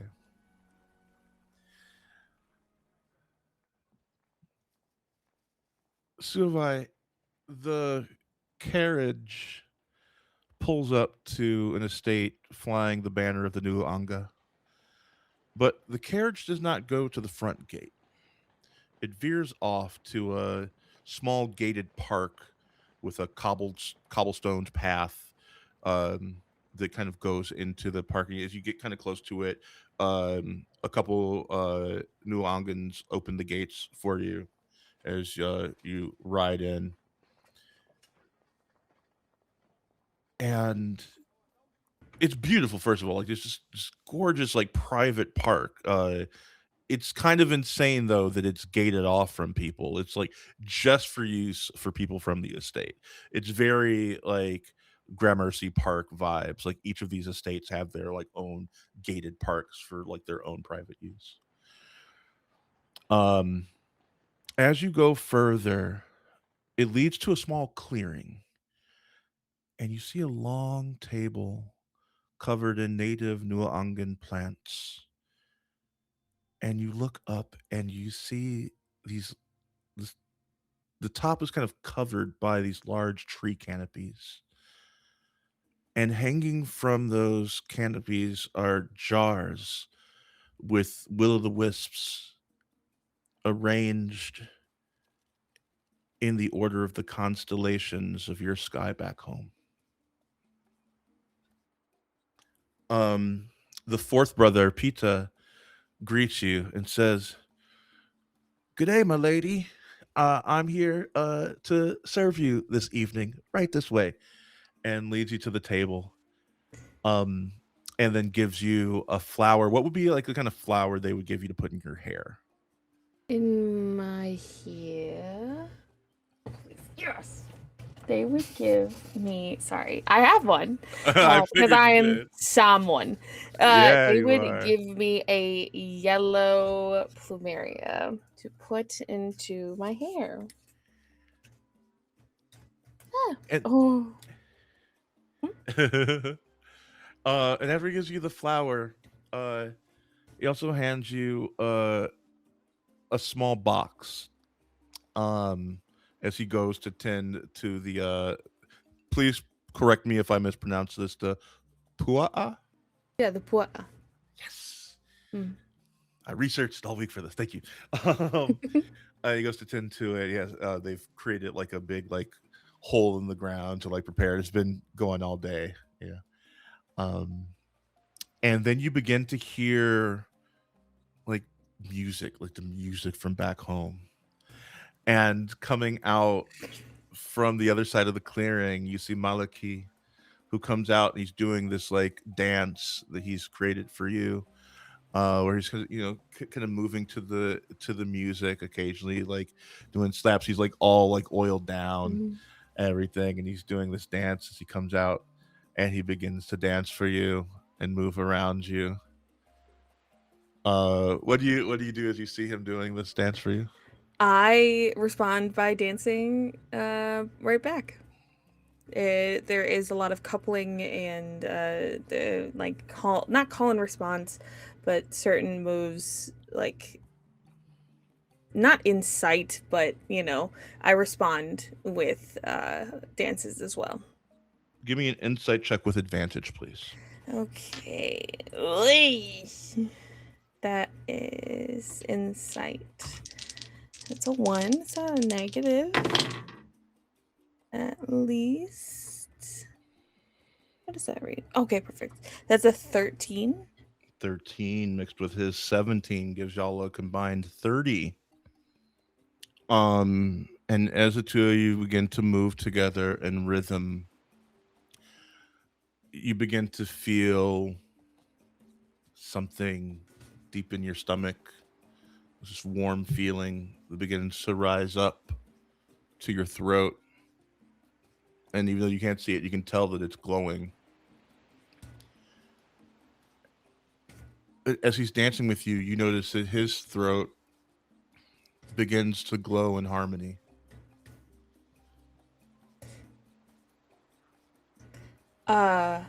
I think that is a conversation for the dinner table. And I continue to dance, but make note of that. He begins to move closer to you as his movements become more like hip focused, as he begins to sway with his hips as he kind of moves in closer to you. And you can tell that he's getting taller where he can meet your gaze. Now, when did you get so tall? When did you get so beautiful? I've always been like this. I think you're right. And he puts his hand like around to the small of your back as he begins to sway with you. And I respond, my hips following along, and just like kind of, oh my god, sorry, there's a bug. Allowing him and also just like wanting him to take the lead for this. I think as he feels that he begins to like lead you in the dance. And he's kind of humming with the music and kind of vocalizing with the music. And as he's doing so, that glow gets a little bit brighter, and you see the will-o'-the-wisps begin to like pulse almost like in the rhythm of the humming. And you don't realize it right away, but you begin to hum as well. And the jars begin to fade, and the canopy begins to fade, and the ground begins to fade beneath you. And you're in this weird liminal space. And it looks just like your stars above you. How did you do this? She taught me. It's not real, but it's as close as I can get to giving you the stars.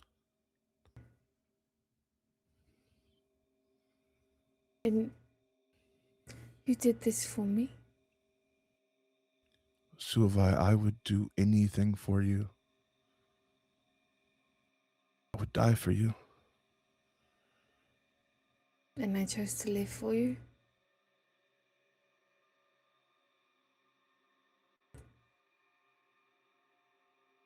I know we are betrothed, and I know that you want to figure this out, but if you can't, I don't want to waste any more time not being your husband. So this is sorry. Is is this a proposal of some kind? We were arranged to be together, Suavai. Yo. But I want you to choose me. And I want to choose you. I have chosen you. In here, I did a long time ago, baby.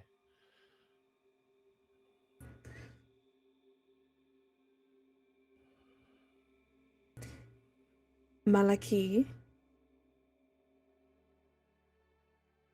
I chose you the moment after that ceremony. After the ceremony that they decided that it would be the two of us. That our families would be stronger together. And there was a crush there before the ceremony. And the euphoria and elation afterward made me choose you. And I continue to choose you.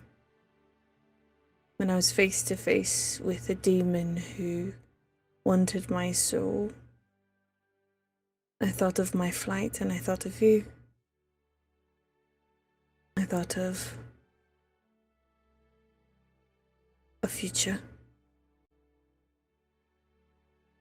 But I have to be honest with you tonight. This does not deter the fact that I love you, because I do. I love you. The amount of miles or ship lengths between stars. None of that is going to change. But the deal that I made with the devil with his smile on his face,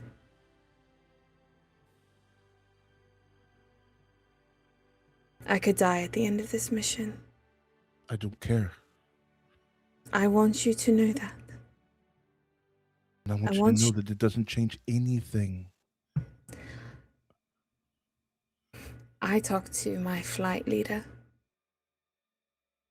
and Liam told me that I need to be better about telling other people about my feelings and about what is going on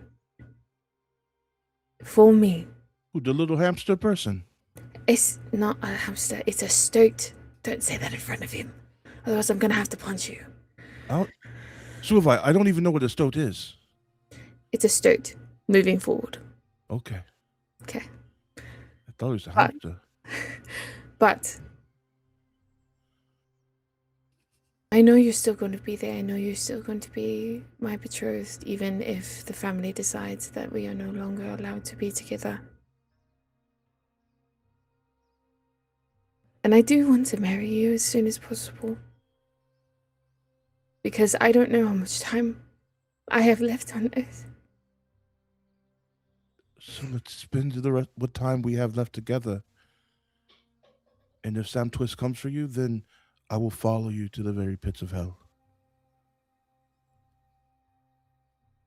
We can reap together. I cannot, in good conscience, drag you down with me.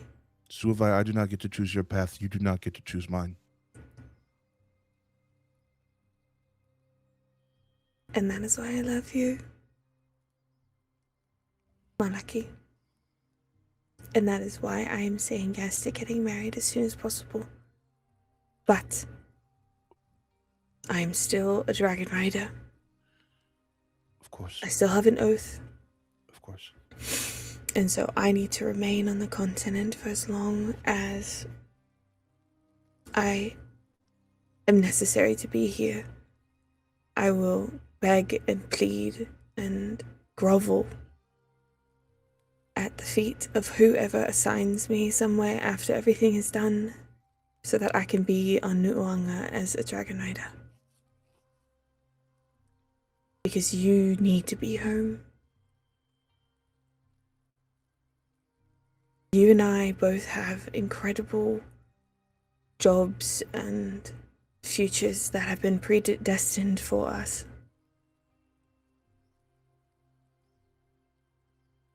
And I will. Once Vi becomes big enough for me to ride, I will come back to Nu'uanga as many times as I can. Suavai, these mainlanders have made you talk a lot. Can I just kiss you now?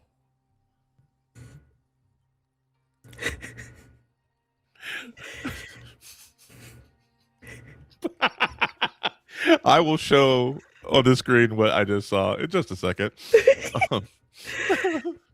Yes, of course you can. And he just pulls you into an embrace and kisses you long and kisses you deeply. And you didn't realize that like the weird pocket space that y'all like summoned together has dissipated around you.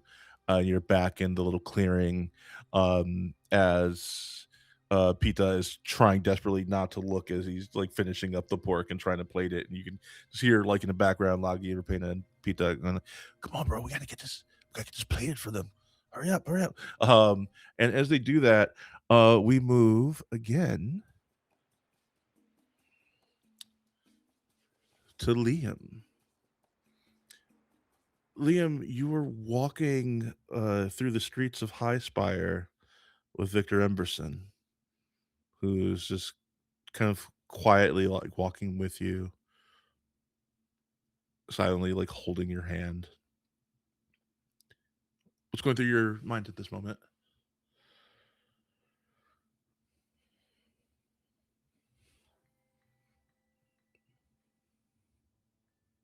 You're muted, love.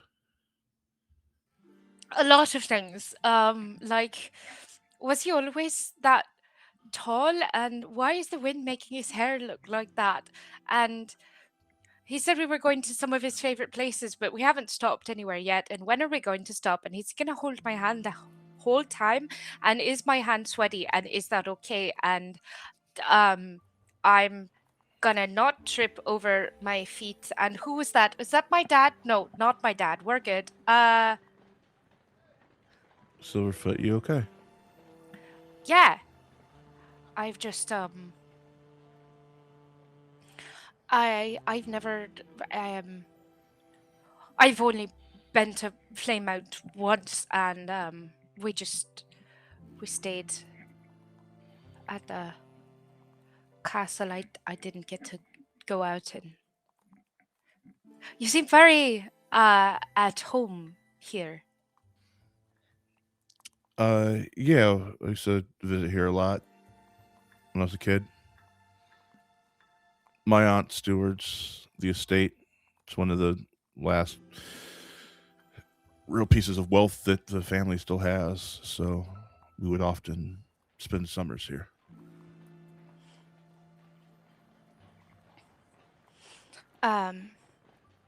You were you said you were gonna show me some of your favorite places. Yeah. Unless the streets is your favorite place, that's fine. No judgment there. No, I have favorite places here, but I guess the loophole is that I'm with you, and I think that wherever you are might be my favorite place to be.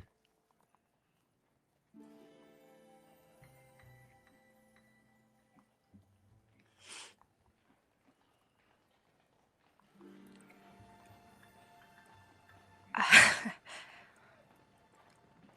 don't know. So I am not good at this. I think it was easier to talk to you when you're in my head.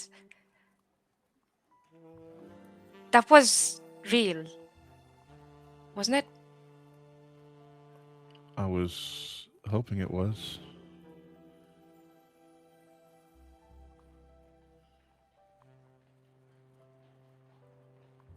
Did you mean it, or was it just something you said in the moment?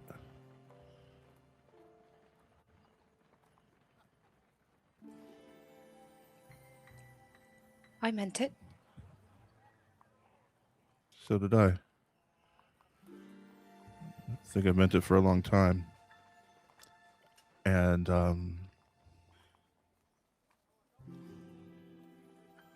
sorry. For what?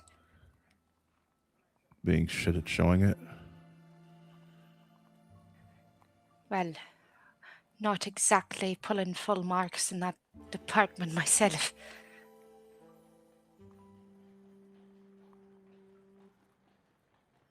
Have you ever been with anyone?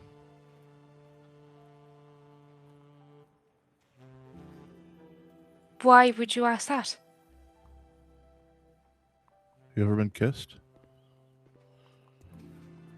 Seems like an oddly pointed question. Oh, I'm planning on kissing you, and I want to know if you've ever been kissed before. Why does it matter?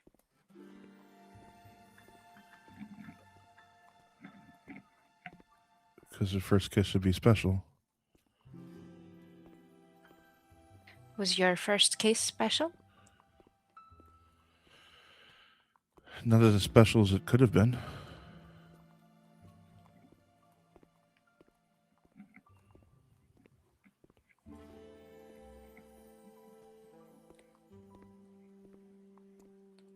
Well, Well, what? you're just going to say something like that and then make me stand here all night. And he stops walking, and he says, "Turn around." And you turn around, and you see this huge fountain where intermittently, like, it shoots water up into the sky, and it's lighted. If you look real close, you can see that the light is actually a bunch of little, like, um, uh, will-o'-the-wisps that, like, jump into the water to, like, illuminate it into different colors, and they shoot up into the with the spout that shoots it up, and go and come back down into the thing, and as they come down, they kind of, like, float down like feather fall. This is one of my favorite places.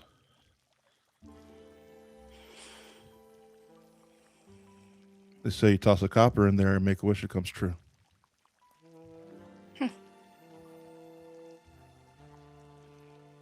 And I look back at him.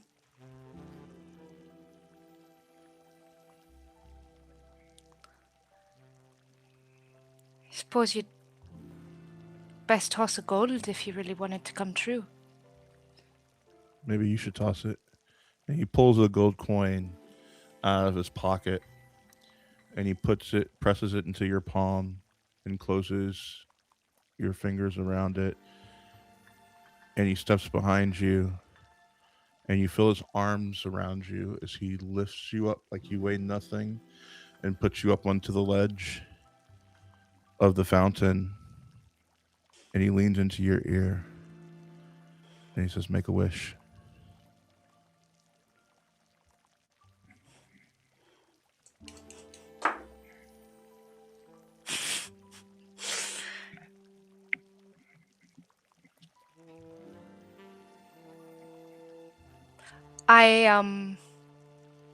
I hold the gold out over the water,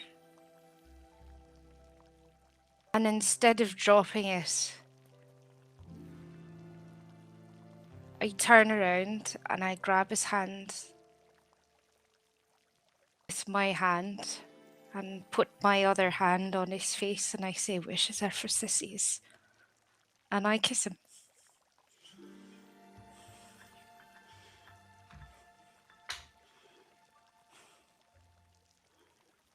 He was not prepared for that. For you kind of turning the tables on him. He's not used to people taking the lead in these situations, and he's a little bit taken aback, and he's and he stumbles back. He rolled a natural one. No! And Can I help? I rolled a natural 20. That's why I kissed him. He's about to fall back, and you catch him, and you pull him in for that kiss. And as your lips touch, Victor sees fireworks. He may see fireworks. No one else sees a thing. because in the moment that I do, shadows come up and swirl around us. This moment's just for me. Just for him. No one else.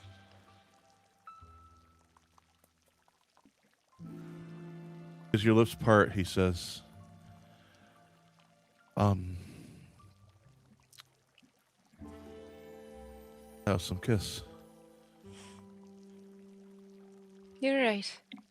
First kisses are special. Yes, they are.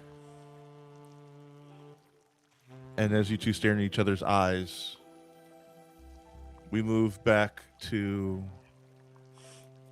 Zakad.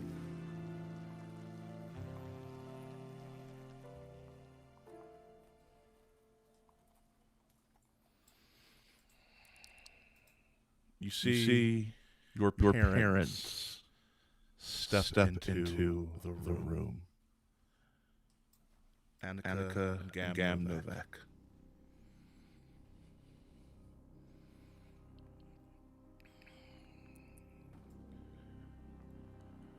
Hello, son. Hello, son.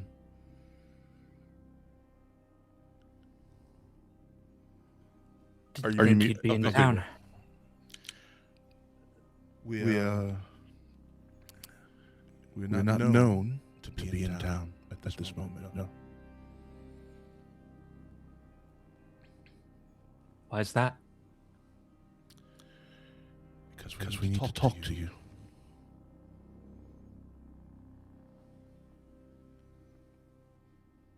Okay. Let's talk. We need you to promise us that what we say does not leave these walls.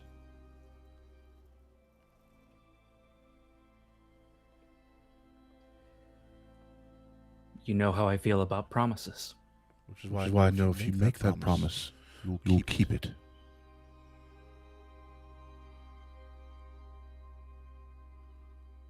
What happens if I don't?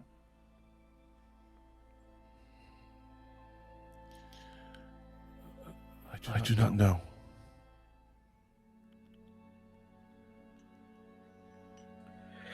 I can promise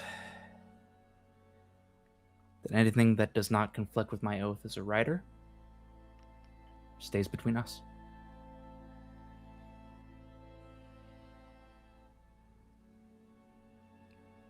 Very well. They sit down at the table, and food is brought out.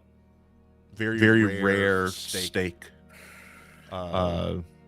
mashed potatoes, and asparagus. It's brought out, and the Inquisitor begins very neatly eating every cut precise. He looks at you again. Let's start with introductions. Zakhed, do you have any idea who I actually am to you?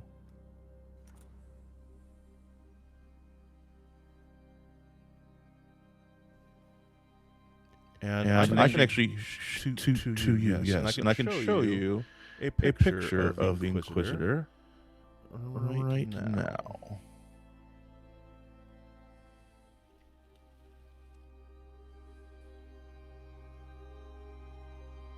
Give me an insight check, Zakhed.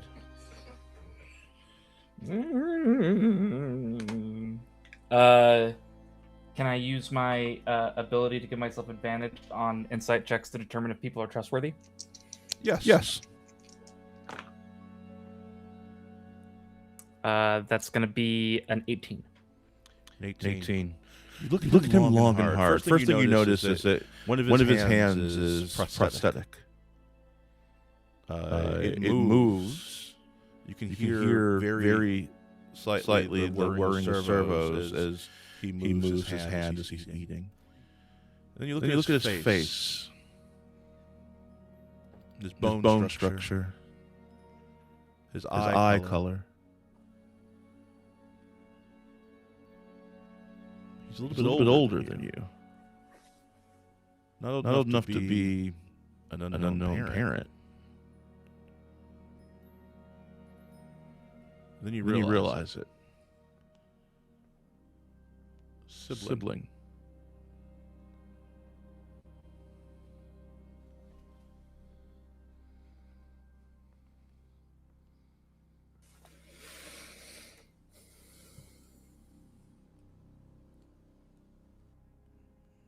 I have an idea. So you are intelligent. Mother and father said so.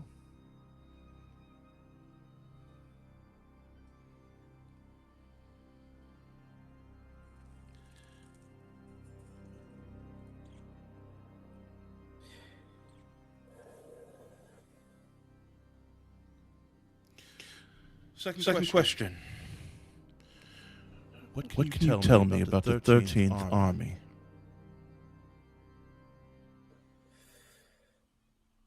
I can tell you that they go against everything I stand for.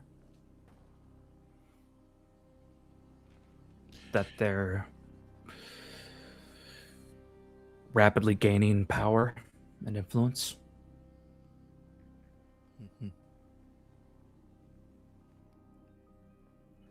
And that they must be stopped. And you believe Averine is the kingdom that can do this? You believe that your Limbonic order of riders can do this? If not us, who? Perhaps an alternative. Perhaps Obelix. Perhaps we let the 13th Army and Averine war, and Obelix picks up the pieces.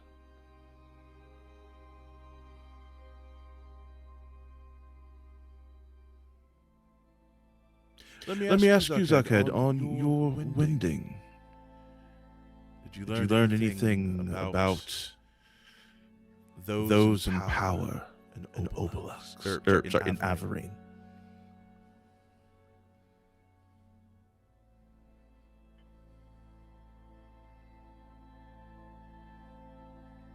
Some parts of it.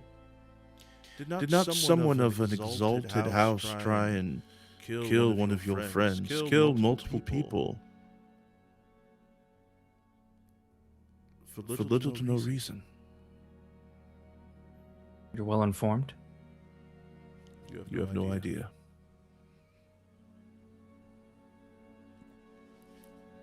I'm in charge of intelligence for Obelix. It is my job to know things.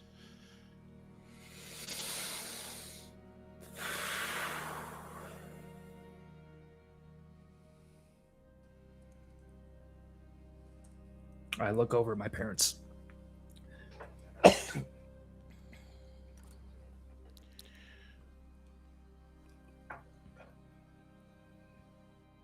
Son, we have always been loyal to Obelix.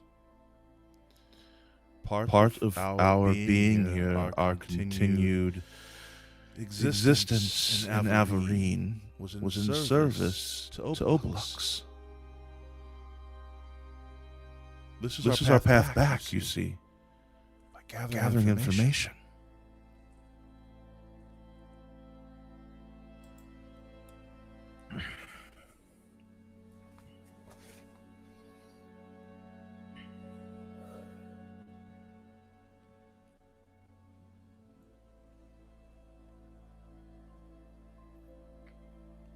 Son, you have to understand, we were stranded behind enemy lines. We had to make a life.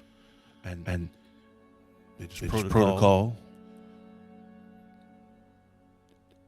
If you were burned, to try and assimilate, disappear, integrate, until such time as we can be useful again. And that is the way home. This place is barbaric. Their rulers despotic. We lived in a democracy.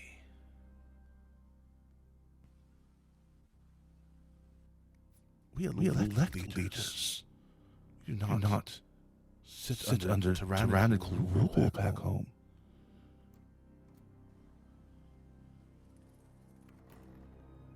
But they hold all the power here.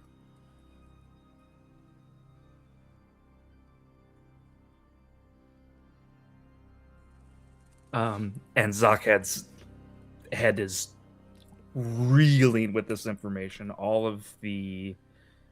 He's like re-examining every conversation he's had with his parents, every move that we've made as a family, where we chose to live,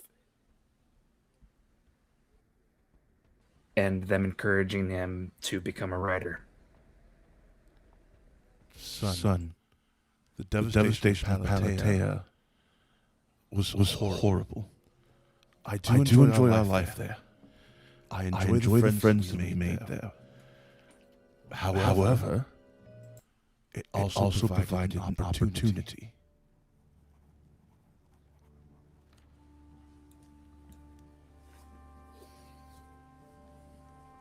You are of Obeluxian blood. And you are the first Obeluxian rider. Not conqueror of a dragon. You didn't cannibalize it. You were at one with the dragon. That changes so much. Even more so. And he looked to the Inquisitor, and he shakes his head no. What? What?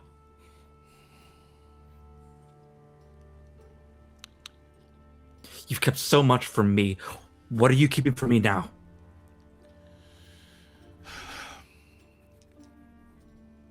Zakhead,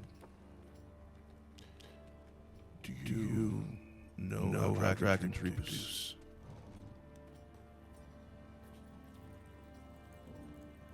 Of course. It's part of our training. And you know how rare it is for a dragon to be born that has the ability to produce dragon eggs. I have reason to believe that your dragon is one of those dragons, which makes him very, very important. How do you know this? As I said, it's my job to know things.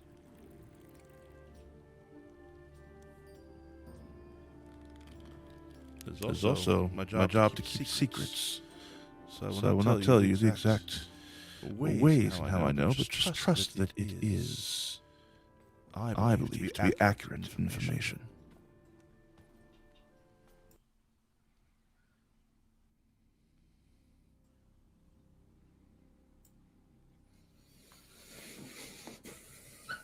You are an investment in the future of our country. You are the equalizer, Zakhead.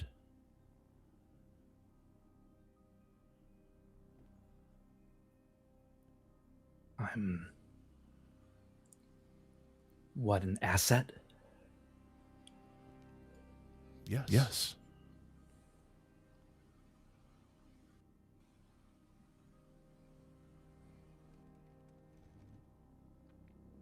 I see that you are angry at me, but I ask you this. Has your order been as truthful to you as I have in this moment? Have they kept promises to you, to the people of Averine?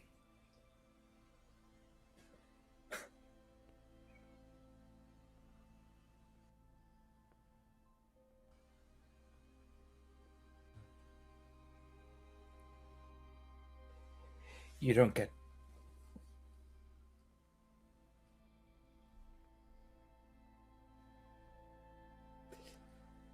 You don't get to play that card with me.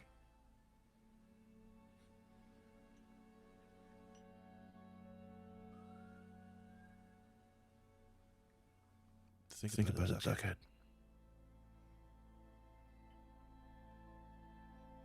Perhaps not today. Perhaps not tomorrow. No. Let's talk about it. Think about what exactly. About helping. What exactly do you expect me to do? Expect you to help your country and your people.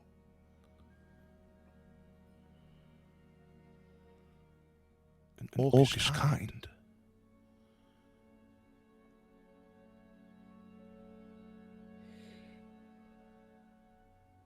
I look at my parents and say,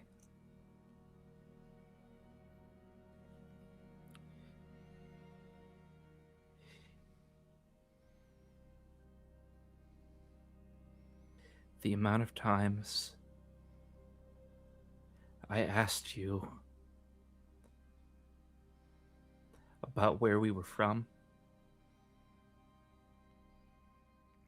about our culture, our history, you made it very clear. Those were not my people anymore. It was for your protection.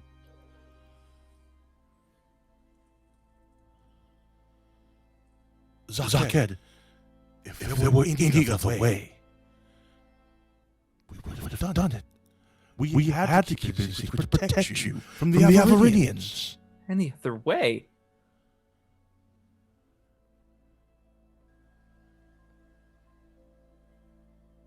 No. No, you made your decision.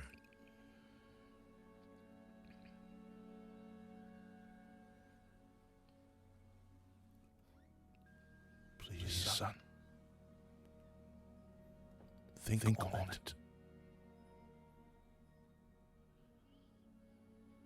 Promise us you will think on it. I know we were not truthful with you. We did raise you. We did love you. We do love you.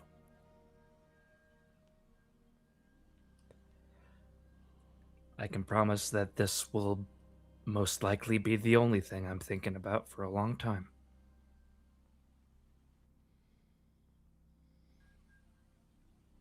The Inquisitor stands up.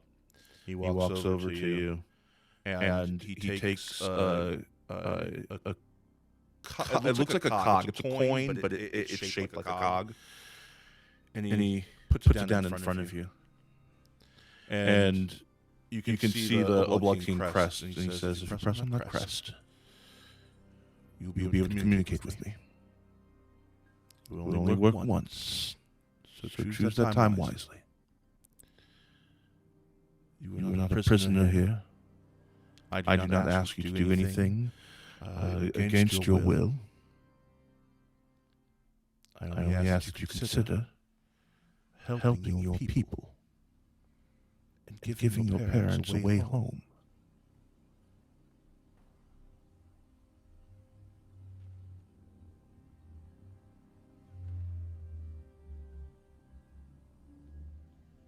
And what happens if I don't?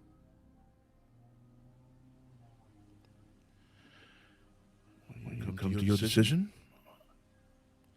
I give you my word I will respect it. Inside check. On the blood of your sacrament. Go for it. I'm inside checking the hell out of this guy. Go for it. Shit. 13.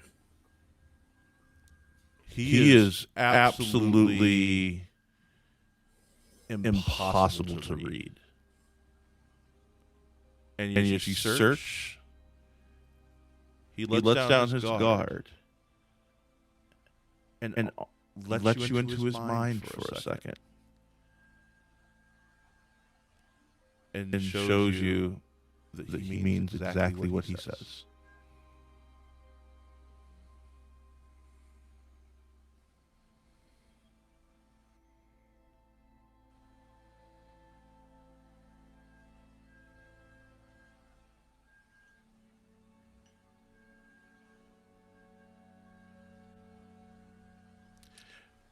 Now that we've gotten that out of the way, perhaps we can finish dinner as a family. So, Zuckhead, tell me about your life. And as he says that, we move to Twyla. Twyla, you approach a large, rundown manor. Painted on it, you see Eventide. It is the court of the Sundown King, a self-appointed ruler of the barons. Algie squeezes your hand and says, Twyla, this would probably be a good time to show some respect. Try not to don't mouth off too much. You know, just just in case. I'll do my best. Okay. As you're brought into the court of the Sundown King, and you see this beautiful black man in this garish outfit of many colors, a patchwork suit and a top hat, several gold teeth, and he kind of smiles at you and with a deep voice says, "Now, who is this that is coming to my court? It isn't a dragon rider, is it?" Yes, sir. Twyla Parish, sir. Pax Twyla Parish. Ah, of course, honorifics. If that is the case, then instead of saying sir, you really should say your grace. Oh, your grace. Apologies. No, it's quite all right. And with my old friend Griggy, I'll allow. Let's go to party screen. I need a volunteer to pilot Griggy and a volunteer to pilot Algernon. You want someone that isn't you to pilot Griggy? Yeah, that's what I asked for. Hey, I'm just checking. I feel like it should be me. Go for it. Griggy. Absolutely. Yeah. Who would like to be Algernon?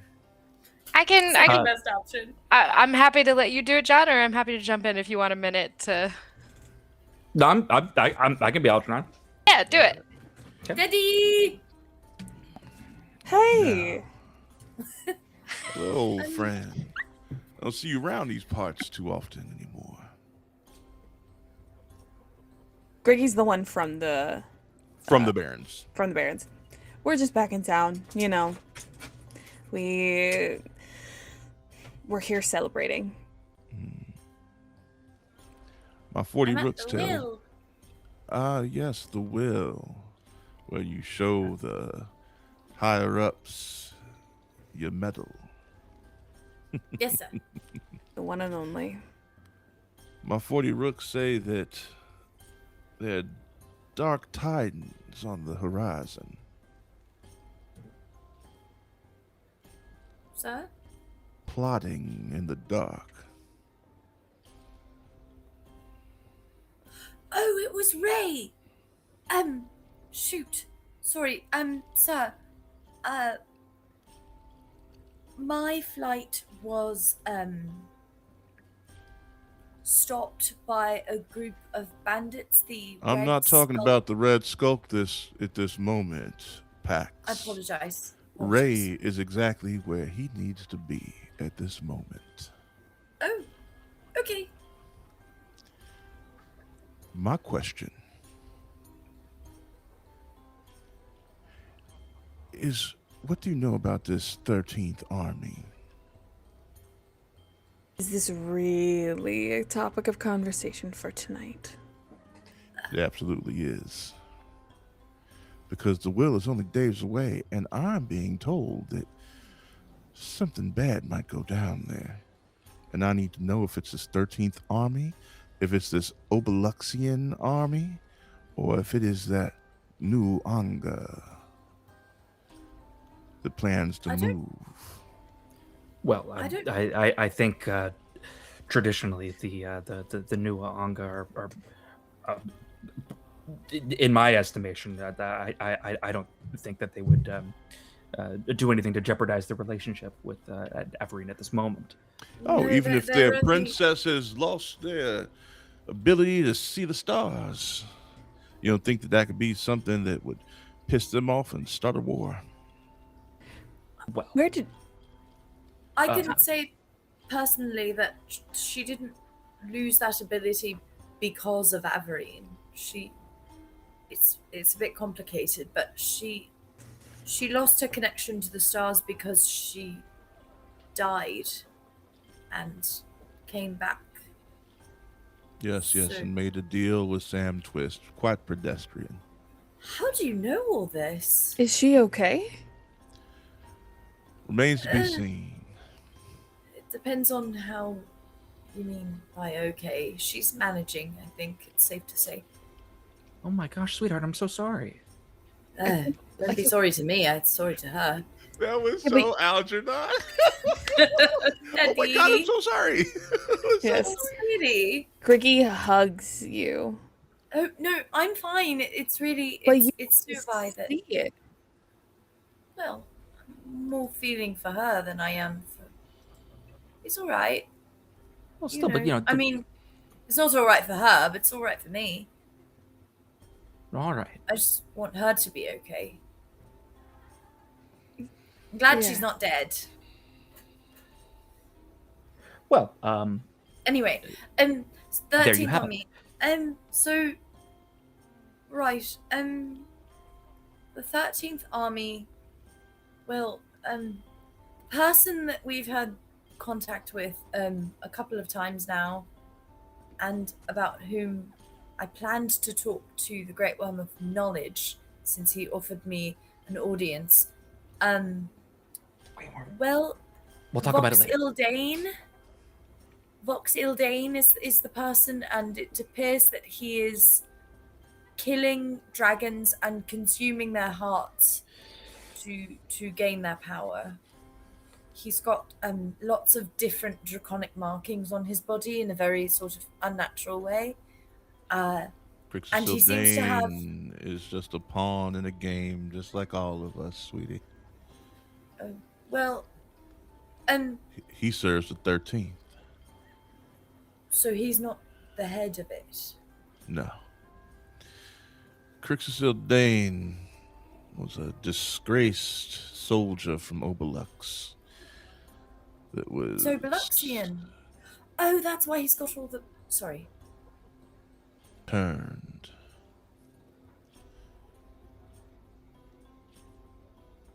Right. Well, they've got lots of operatives who are not exactly sleeper agents, but sort of undercover. So they blend in with the communities around them and only show that they're part of the 13th when an attack happens. So we found ourselves in a druid community in the forest, and about half of them were secretly members of the 13th Army. What? And there was a massive attack. Yes, it was rather awful, actually. But so he's whoever's running it, or I guess whoever's operating it, has sort of hands everywhere, it seems. And they said that they were working, that the blight in the forest was part of their plan as well, although I don't know how. I'm not concerned about the forests. I'm not concerned about anything outside. Well, my I think it barons. does go to show some of the influence and you asked me what I capabilities of these people. I don't think it's completely off topic. Do you think that this 13th Army is planning an attack during the Wyll? It would not surprise me. No. Well, I mean, if they are yes. targeting dragons and dragon riders, it seems to be a pretty And high frankly, concentration fact- of them. Algernon. And frankly, the fact that the dragons are not allowed within the city limits really worries me. They will be I don't- let in during the Wyll. It is the only time that they are let into the city, Right. which is a prime feeding place then for this 13th army, if they are, as you say, eating dragon hearts. That's what I was getting at. Yeah. Yes, well, thank you, Algernon. Now, we were able to keep them from getting the heart of Lian Ra, the ancient Ferris dragon. We have so many things to talk about. Yes, we really you're do. not Yes. kidding. I would like to Lost. know about your flight mate, that Zakhed. Do you know where he is right now?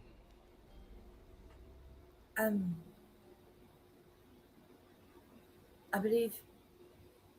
Inside check. What are you insight checking? Is it okay to tell this person this? Is it okay to tell him where Zakhed is? Am I worried that he's gonna sick somebody on him if I tell him? I mean, it seems like he knows already, frankly. He's asking if you know where he is. He knows where he is already. Okay. All right. Okay. Yes. Are you aware that he is Obeluxian by birth? Yes, but he grew up in Palatea with us. You are aware that he is at this moment having dinner with the head of intelligence of the Obeluxian military. Head of intelligence? Military. No, I knew he was invited to the embassy, but not head of intelligence. No, I didn't know. What I about don't your? think he knew. What about your flight leader? Liam? Mm-hmm. What about him? Is he at this moment on a romantic little first date with that newly paxed Emberson of Why a do you- disgraced house? Why do you know so much Forgive about... me, Your Grace. What is it to you, if he is? Can you trust him? Of course. Are you sure? Yes. Because if he's in love with an Emberson, I do not trust Embersons. Victor is different. We've been through a lot with him. He's a good man. And if he's not, are you willing to do what needs to get done? Why do you think it will come to that? Because, in my experience, the one thing I know you cannot trust is people. Very rare that I find people I can trust. I trust Griggy. I trust Algernon. And by extension, I believe I can trust you. You see, what I care about is the people. I believe in all power to all the people. Not those that have the power, but those that have been denied it for far too long. I agree, Your Grace. You come from a smaller house. I know the things that Algernon's mother did for people that look like me. People of the Barrens. And when my rooks told me that you are currently wrestling with your oath. So I ask you, when the time comes, do you choose kingdom? Or do you choose people?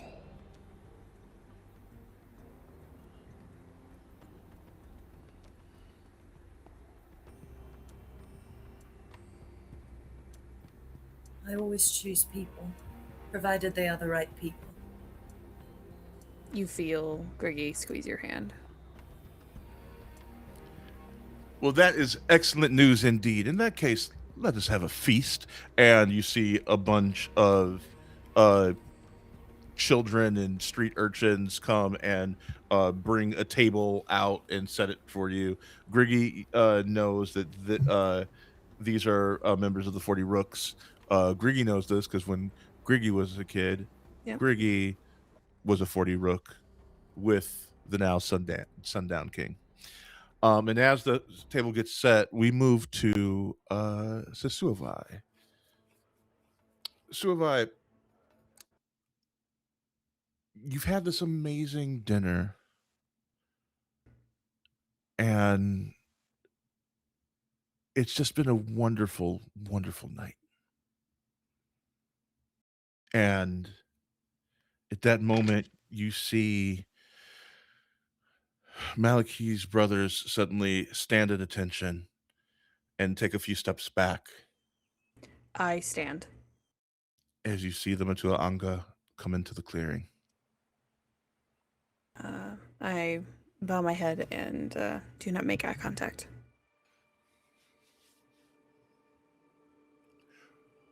What have you done?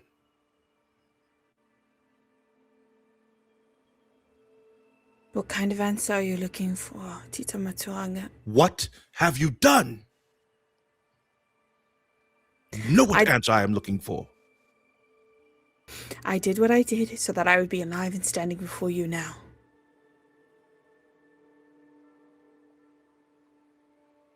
You were to lead our people. I can still do that. You can do that without the guidance of the stars? I can do that after I survive this. On a coin flip with a devil. How does word travel of me? Through the stars.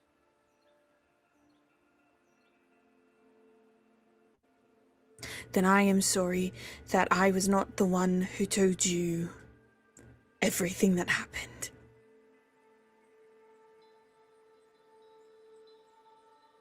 I am sorry too. Do you know what this means? It will come back. I cannot take that chance. There is no other. Until Balusami. And she is not even 10 years old. Is another. Another with the divine light. Who? You danced with him this evening. As she turns eyes to Malachi.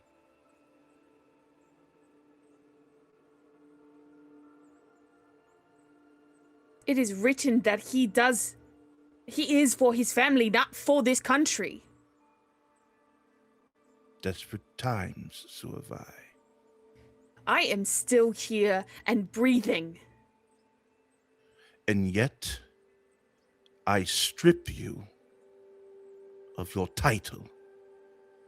I strip you of your duty until such time as you find your way back to the stars. Is that understood? Is that understood? I wish to ask you a question. Speak. Did you even weep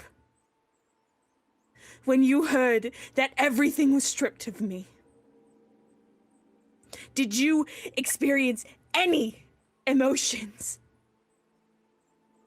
As my star described, as I wrote my name to be alive and breathing before you now, that my ink was pulled from my skin.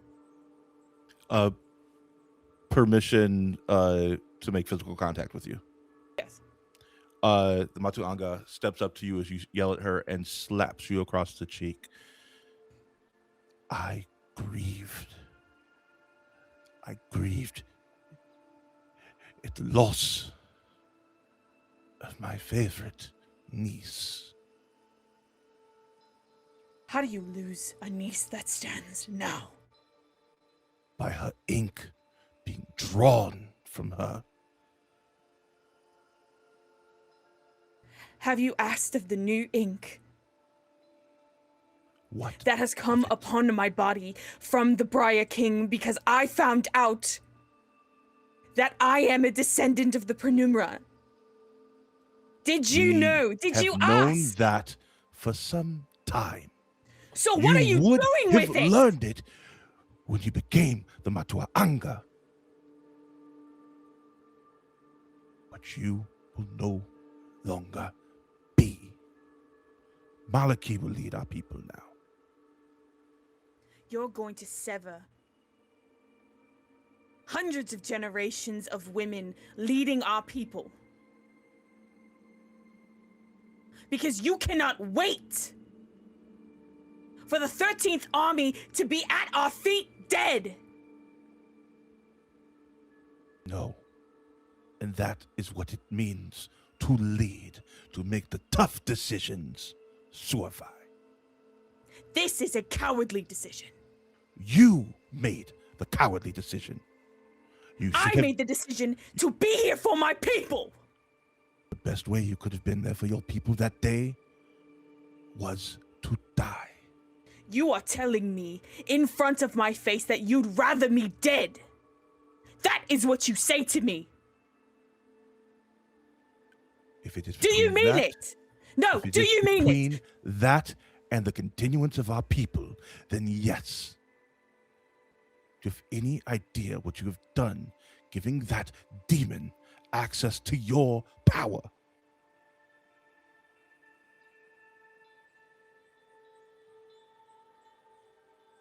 I know because I was there. I know because I sacrificed everything to go back.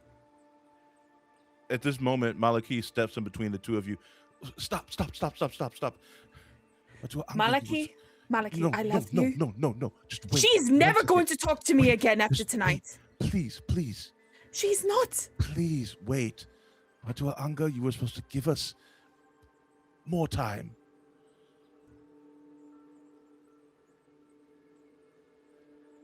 You knew. This is why you wanted to marry me so soon. So that you could still be part of our people. It's because I don't want to do this without you, Suavai.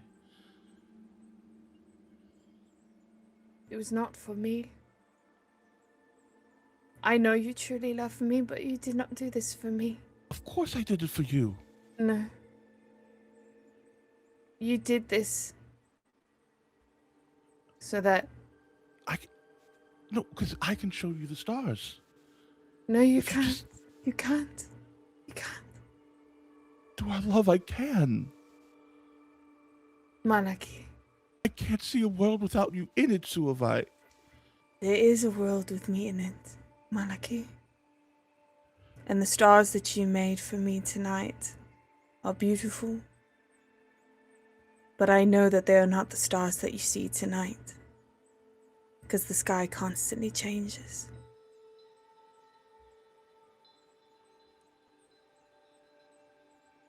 Suavai, don't make me do this without you. She has already told you to do it by yourself until the 13th has gone down.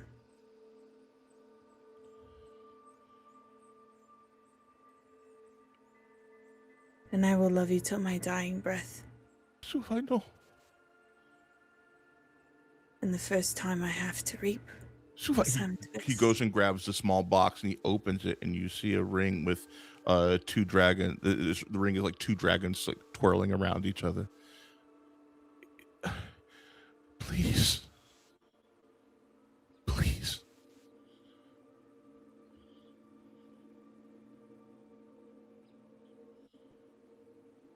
Your grand gesture is shrouded in deceit, Manaki.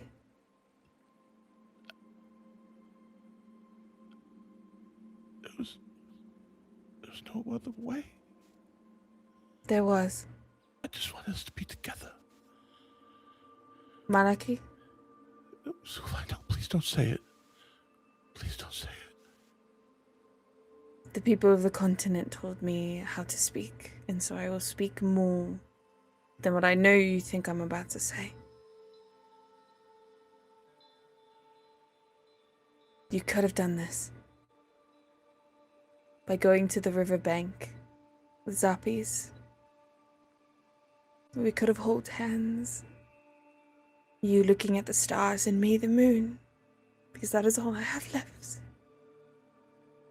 I don't even see our suns anymore.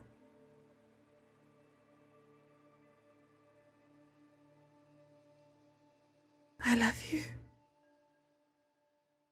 I still love you the ship lengths between every star in the sky.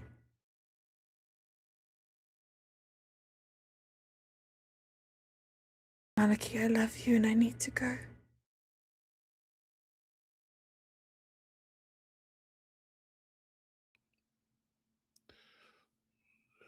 Very well.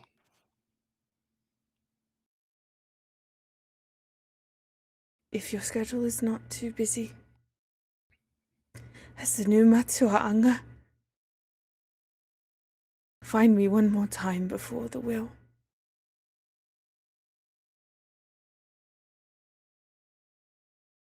I need time away from you. I will see you at the Wyll. I wish to see you before. You may see me before, but you will see me at the Wyll. When I fight for the glory of Nuanga. Because I am no longer allowed to. If we are to make a presence in the larger world, it will start at that Wyll. Tita Matsuaanga, there is a king that wishes to speak to you. He wants to make a connection between the continent and the island. I spoke well on your behalf, and I will continue to do so, even with your spite in my ears. If you find me before the Wyll, I will introduce you to the king, and that will be the last time that you ever have to see or speak to me before the 13th goes down, and I leave.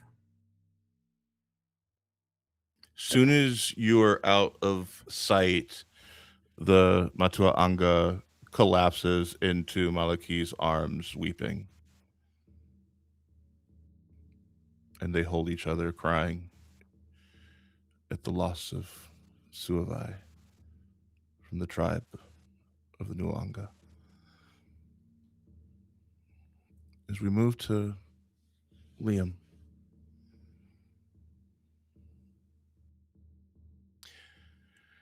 Liam, throughout this evening, Victor has shown you the fountain. He's shown you his estate. He's shown you this beautiful bridge where you can see the moon hanging large in the sky. But at this moment, the two of you sit in a small little gondola floating along a lazy river.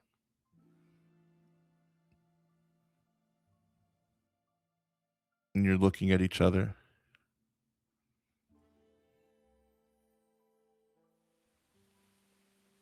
What do you say?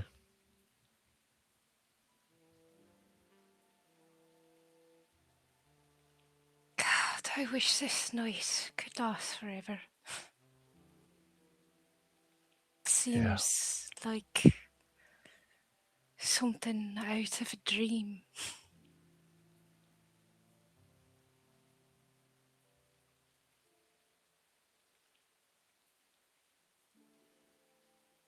Silverfoot, did you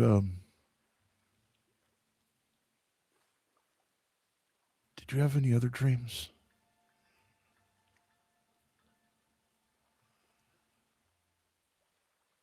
What do you mean?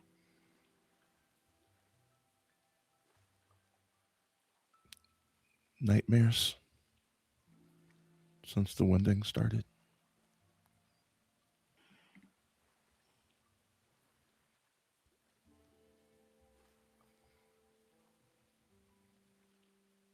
What did you dream? Dreamt of the fire in the skies and dragons dying.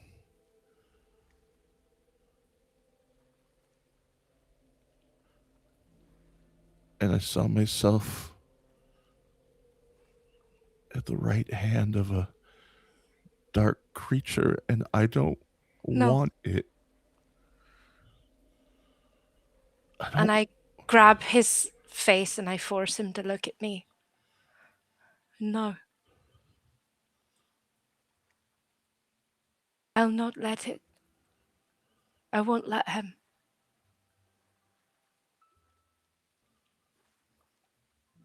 He can't have you. I'll let him eat the world before I let him have you. Why? 'Cause I love you, you fool. You are good. My family is cursed. We bring nothing but bad fortune. Well, then it must have skipped a generation.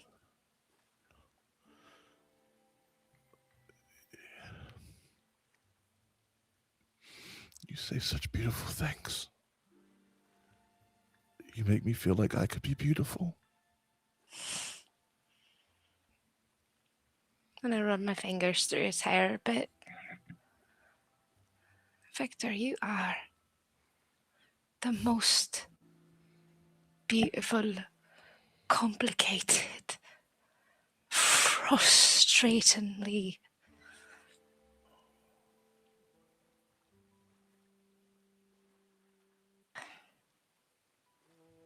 there's never been anyone like you.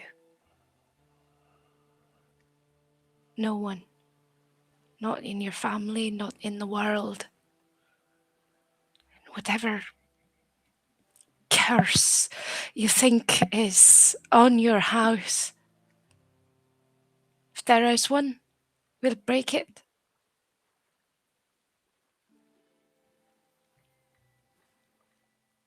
I didn't let him have you in my dream.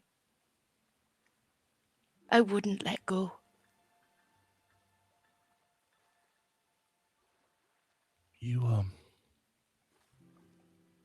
You stay with me tonight? We don't have to do anything you're not ready to do. Maybe I could just hold you. That sounds perfect.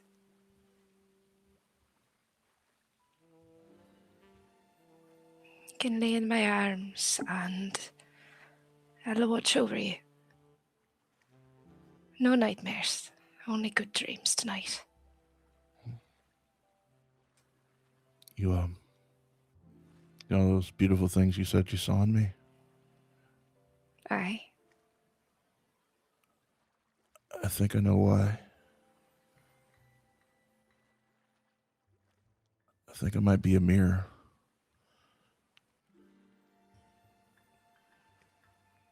What do you mean? I think I'm just reflecting what you give, baby.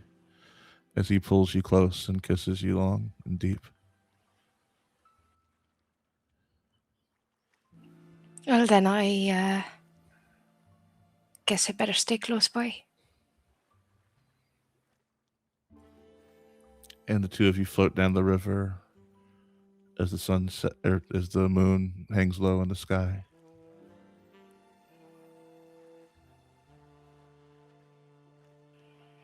And somewhere on the edge of the kingdom, we see Crixus Dane standing there on a ridge looking out over Flame Mount. He says, "It's almost time. Everything's going to change. And it's going to be beautiful." And that is where we end today's session.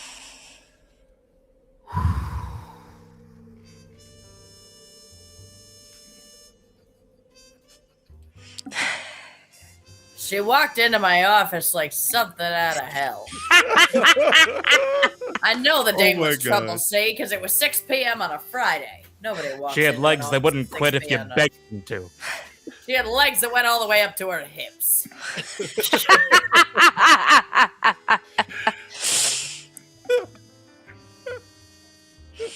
Oh my god, I am emotionally spent after that. Oh my god. I can't imagine why. Why? I'm doing just It was fine. such a I don't know what fun, you're talking about. cute session. This is silly. You only played one character silly who and had fun. super normal, calm emotions the whole time. They've been here the whole time. The whole time. Let's tell people what you got going on, where they can find you. Hey everybody, I'm LJ. Pronouns any, all gender. Tonight I played Liam, our little stout boy. You can find me here at Reflect Media, in the chat at LJabes. You can find me on Instagram at itsme_LJB. I'm going to be putting the hot in Hotspur in Henry IV with Sandbox Collective Theater Productions version of Henry IV. We are going to be performing in Chicago at Mrs. Murphy and Sons Pub the last 3 weekends in August. You should get your tickets now. John. Hi, I'm John. You can find me right here. But seriously, check out the VODs that we have here on the channel. And you can see me in all sorts of different projects that we have done previously. And if you stick around for next Monday, you'll see me here again. 'Cause that's when we do the stream. That's when this game happened. Everything is normal and fine. We're all doing great. Yeah, if you go to my Instagram at Mr_Crabtree, you can see me posting videos of the projects that I've done around my dad's house. John's summer side quests. They're entirely wholesome and very entertaining. Highly recommend. Check that out for some wholesome short form entertainment. That's all I got. Ready, set, go. Well, that's me. Hi, everyone. My name is Merm. I use they, she pronouns. Today I've been playing Suvi, who's a she, her pronouns, and wants to just curl up in bed and cry for the weeks. Are you going to come and say hi? My cat is here to say hi. Mr. Polka Dot! The polka dot, he's the best boy. The most important member of our stream. What's the point of He's been sleeping back here this whole time because it's fucking hot. Anyways, you can find me online at Merm with 3 R's. That's MIRRRM. On Instagram and Blue Sky because those are the only places that I am. Hi. Thank you for kisses. On Friday, you can find me in the Nerds with Dice channel, where I am playing my angsty fiend who's a teenager but not a teenager and who's just coming out of the Underdark. Whoa, weird. What happened there? A lot of scary stuff. On On Saturday, you can find me again on Nerds with Dice twice, actually more. The first one being a Call of Cthulhu game where I play a hot, tall, muscle mommy because I don't have a type that I play characters for in TTRPGs. And you're definitely not that in real life. No, I'm only 5'6". I'm not tall. It's really sad. But you're a muscle mommy. I wish. Yeah. You're a I wish muscle I had one. Bambi. Okay, there we go. Who's been in the desert for 40 days and hasn't eaten or drinking anything, and now there's a bunch of weird things happening. Oopsies, a whole pantheon of gods have died. And then right after that, on Nerds with Dice again, I'm bringing back Deborah, our 50-year-old white woman who's trying to survive the zombie apocalypse, who just doesn't like capital D dick anymore, and might be gay. Great. We're still kind of figuring that shit out, but also there's zombies in the background, so.